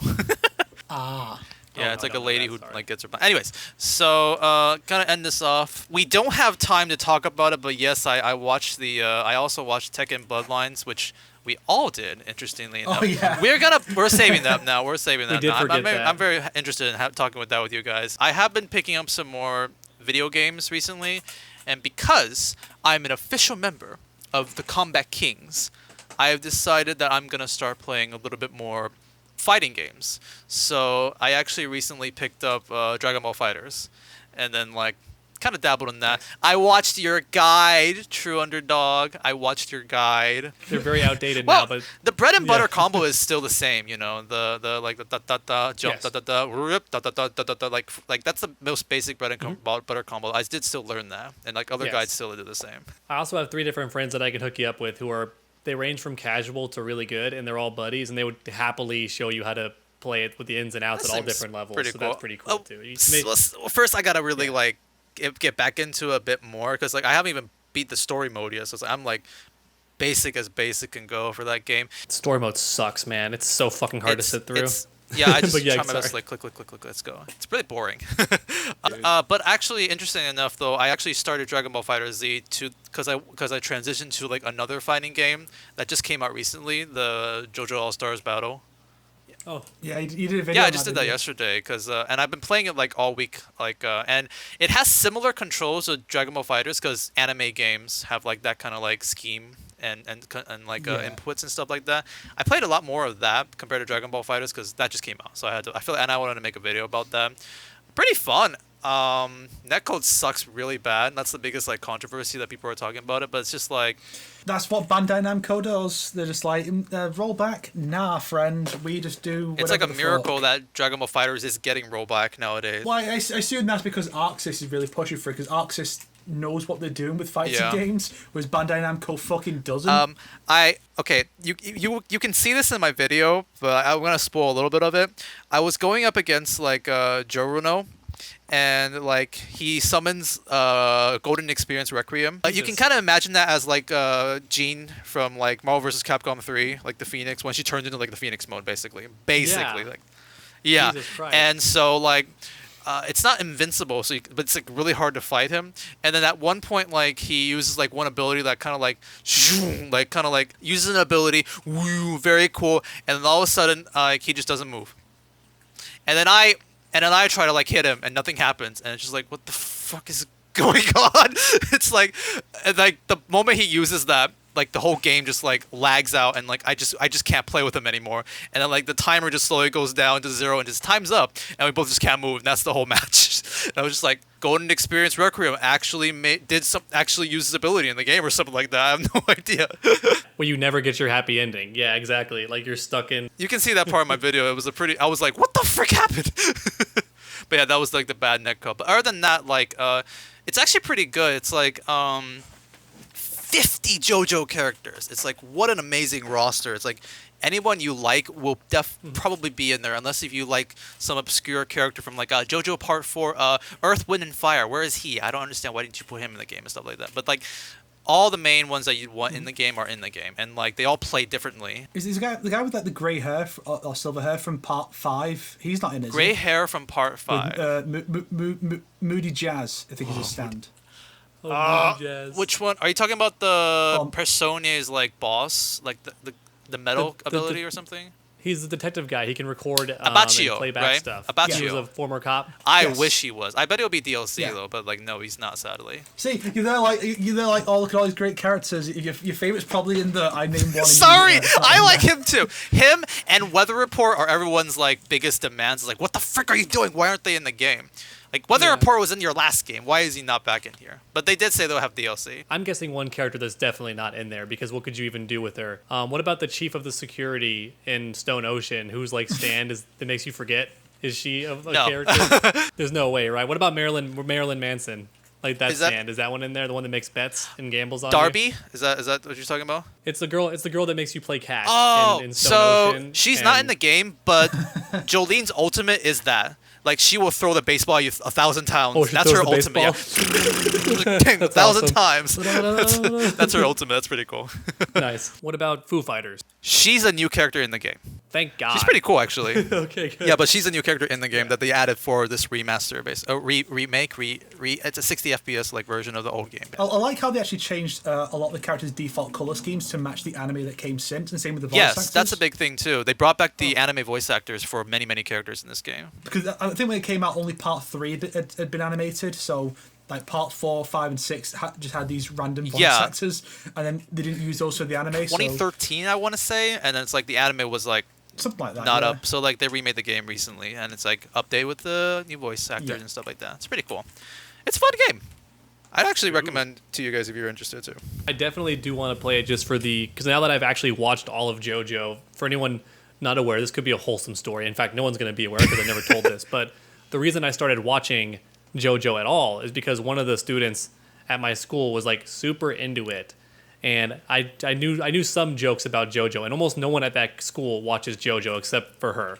And she really wanted someone else to talk to about it. And I was like, well, I've watched up to Part 3, and I got like, so that's where I'm at.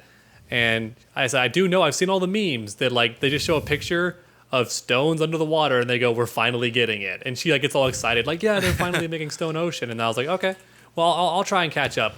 Little did I know how many freaking episodes there are in like Part 4 and Part 5 alone. Part like, 3 is the so most, many. Yeah, Part 3 also, but I think I did finish Part 3. That's where I stopped, I think. No, I didn't. I didn't finish Part 3 because I just knew the ending already. I skipped to the Dio fight, so I kind of ruined the whole like build up to that. I did that too, Yeah. but in my case, it's because I didn't like Part 3 at all. So I just skipped most of the second The season. controversial opinion hasn't been released yet, Snake, because we have that deleted episode we haven't released yet, where you go in depth with that part. I am thinking about doing a tier list of JoJo parts. I can't rank Part 6 because that's Haven't not finished finished yet it because yet, of Netflix. but I can rank Part 1 to 5 and Kishibe Rohan. We didn't did finish rank that Kishibe. in the deleted episode. Did we? Yeah, we did. We all ranked our favorite. yeah. Yeah, we did rank that. Which Patreon exclusive content. Like someday that will be released. Yeah, like that probably will happen. Like we make this show a success. We set up a Patreon, and then we'll be like, hey, if you want to support us, you can listen to the episode 0 and see what the prototype was like, and see why we didn't release I am a it. little interested in your Kishibe opinion. Actually, the 4-episode OVA. I didn't care for it. It's cute. I watched one episode. It's like, okay, let's see what. Then I started the second episode. It's like, oh, it's a completely separate Yeah. story. No interest at all. Because I don't even like Rohan as a character. I don't care for But your him. favorite part So is part I'm 4. like- How can you not like Araki's persona in the series? Because he's a boring character. I was watching them, but I'll be honest, they're hard to watch. Like, sorry, it is a boring character. It also Yeah. doesn't help that because I watched JoJo dubbed, and this was after the Vic Mignogna controversy, so they recast him. Oh. Yeah. So someone else voices Rohan in that, so he's like, it doesn't even feel like Rohan anyway. They're just hard to watch for me. Like, they're so gross. I'm not afraid to go to like really dark stories that I feel like wouldn't even be in JoJo, which is already pretty dark sometimes. But like that one of the chick hiding her dead boyfriend's body and like literally drinking his blood in some parts to like hide it and stuff is so creepy and gross to me. It's like out of the Twilight Zone, or that one very famous manga that's all horror that I can't think of the name of, but it's a very celebrated like manga series where it's all horror. It very much feels it's like like a we say 都市传说, which is like those kind of mythical legends of like creepypasta or like scary stories kind of thing with that. I will say like the last episode is very fun and very exciting. I need to finish it then because I'm It's looking only for 4 more episodes. shows. I'm looking for more shows. Like, So thank you it's for very small reminding me. anyways. It's like a little bit more JoJo. Oh, anyways, you were saying something about like getting into part 6, True Underdog, right? I'm just saying that I want to play the game now because I'm sure I recognize 90% of the characters. Whereas before, when my friends played it at college because they knew I was a fighting game guy, they would bring it, and I enjoyed oddly enough playing Caesar just because he followed freaking Bubbles. And I was like, what kind of person fights with Bubbles? Let's go. And I thought it was funny. Then lo and behold, what happens to him? Caesar! And I'm like, he went ahead. Like he went ahead. He almost had it. He almost pulled the W, but it was stupid to go ahead when you literally have the numbers advantage. That was really stupid. Like he kind of deserved that. It's like Game of Thrones style death, where you deserve the death that you got. Like you made a dumb decision, the correct answer was there, and you chose the wrong one. But so at the now same you time, get he deaded. almost it's like won. Game of But it's Thrones just like rules. that one like He shadow did. that like blocked his bubble. Sadly, He almost soloed him. I want to say this thing about the game. So up to part 6, no spoilers. Even the part 6 characters, because like right now where you're watching the anime, it's completely fine.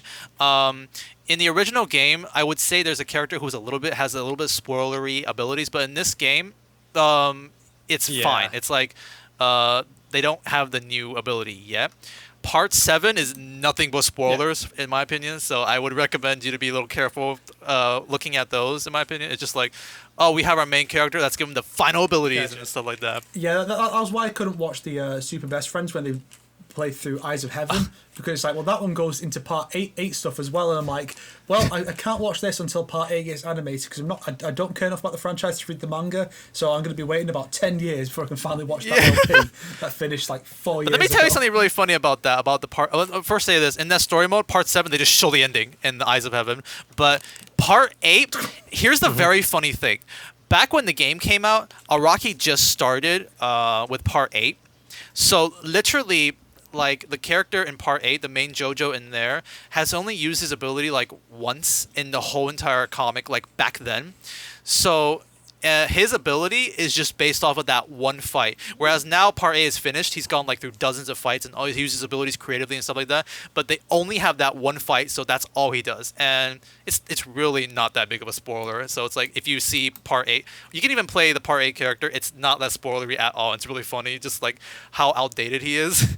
It's like Sonic from Super Smash Bros. Because like Sonic came in from like the Wii game, and it's like, yeah, we got Sonic in the game, and he has like 80% of his abilities are not references, and they never changed them throughout the whole entire franchise because Sakurai doesn't want to change like his abilities and stuff like that. They're also all the same attack. He just spins. That's like 90%. When have you ever seen Sonic use his spikes? Yeah. It's like that's a thing that like I think like Sakurai like basically uses like a spike ability he has like for his grab. Play part 1 to part 6 characters completely fine, and then part 8 is fine too.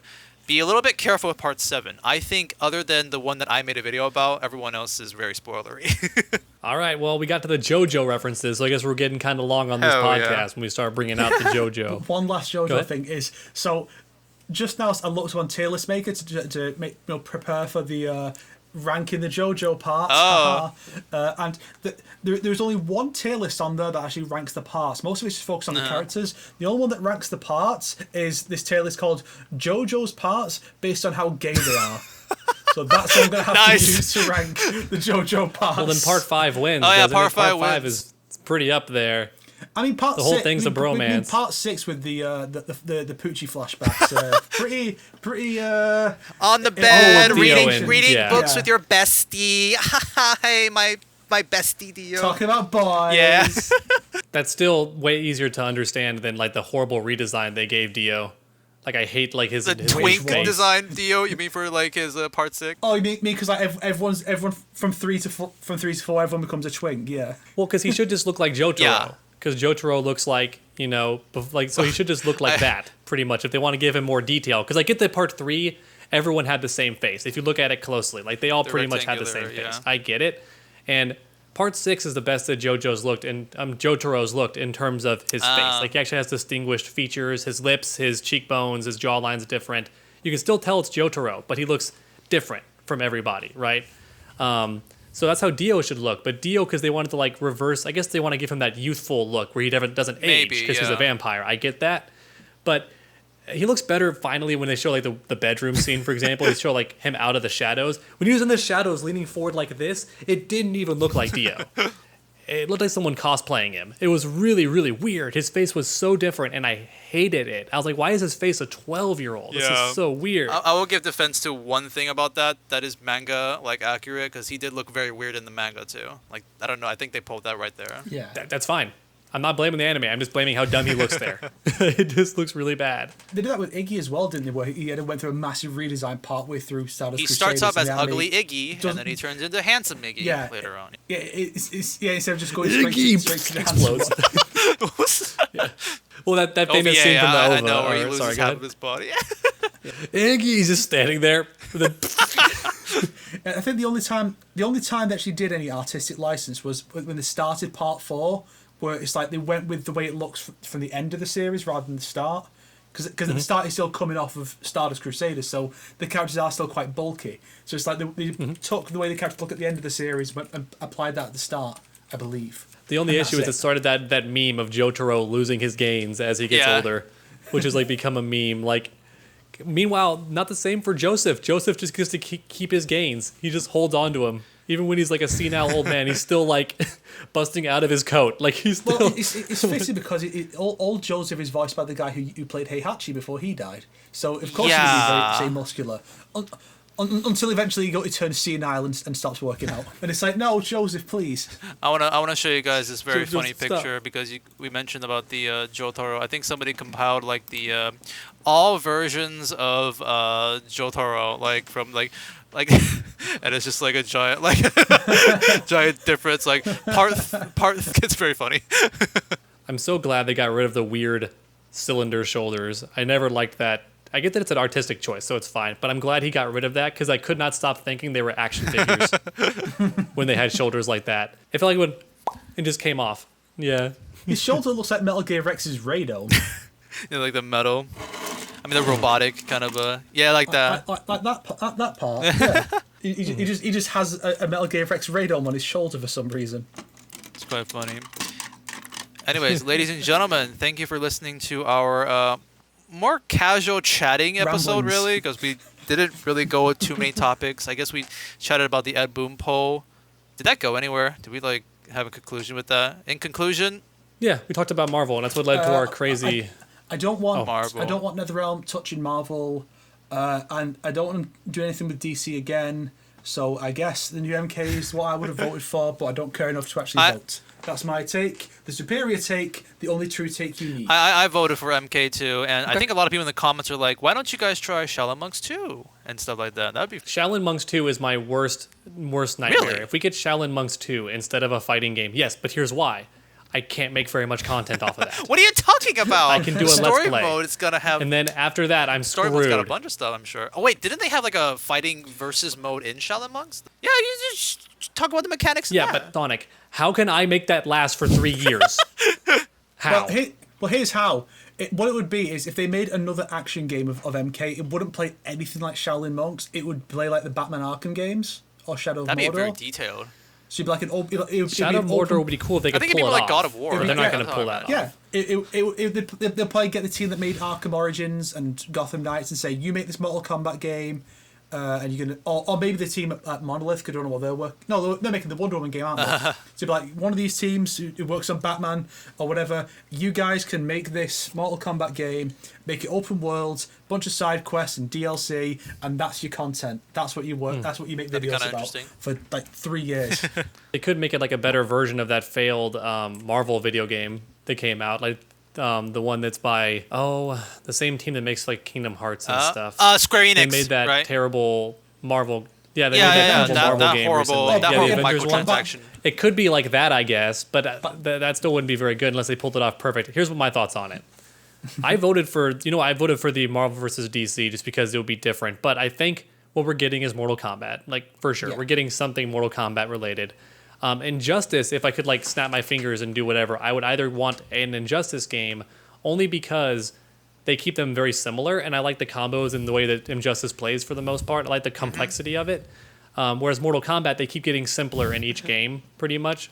So unless they go back to MKX, which I doubt they're actually going to do for some reason. I just don't think they'll go back to like that crazy fast, aggressive playstyle. Even though everyone loves it from a spectator standpoint, it's always more Very fun to cool. watch.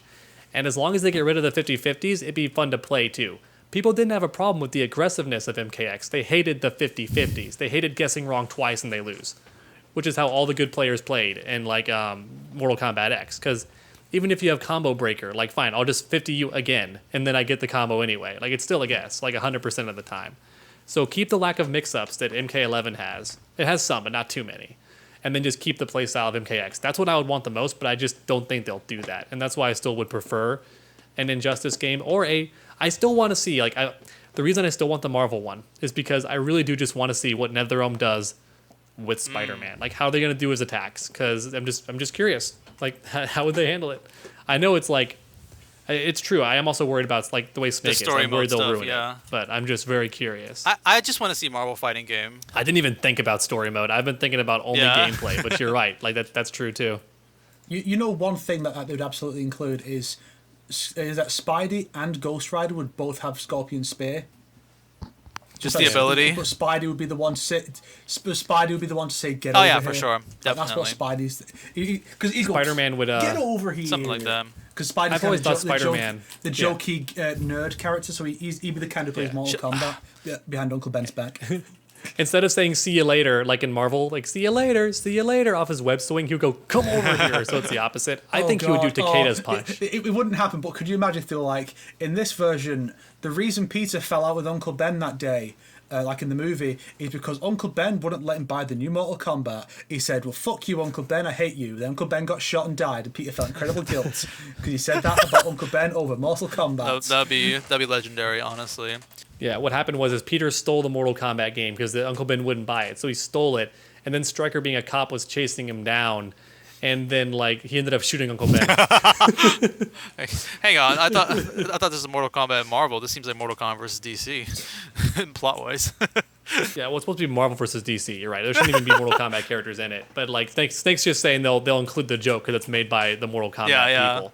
I've always thought he would definitely do Takeda's punch instead, where like he grabs them and pulls them in as a spinning Superman punch. I could see Spider-Man doing that. Yeah, It would look really sick. that's the enhanced version. No, the enhance. Oh, yes, that's the Amplify meter. amplify. Yeah. Get over here. Change my mind. Change my mind. Oh god! And then the MK guest character shows up and is like, sees Spider-Man and goes, "What are you, a chitin?" And it's like, haha, get it? And then you have like 50 videos saying every Mortal Kombat reference in The intro dialogue like, references, yo. Well, ladies and gentlemen, we have been going off for almost 3 hours. I don't think we probably don't need to split this into two, right? I think we could just make this into an episode. I mean, 3 hours is completely fine. It's episode 3. Episode 3, 3 hours. It makes sense. Let's stick with it. True. Thank you all so much for watching, everybody. This has been Combat Kings signing out. Yeah. This is my crown. Oh, that's cute. These were the Combat Kings. This Flashy is my crown. Flashy crown ending. The Combat Kings. All right, GG's. Maybe more like that. The Combat. GG's, everybody. Oh wait, hold up, Snake's. Oh my gosh, Snake's got a finale for us.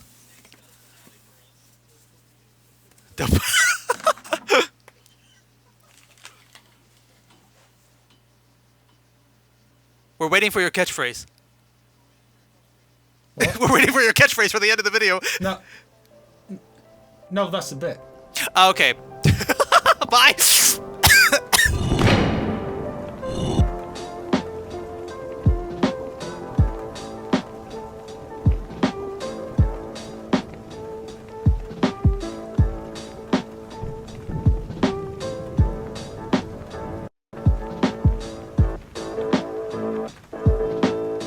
Please don't let NetherRealm put me in their game.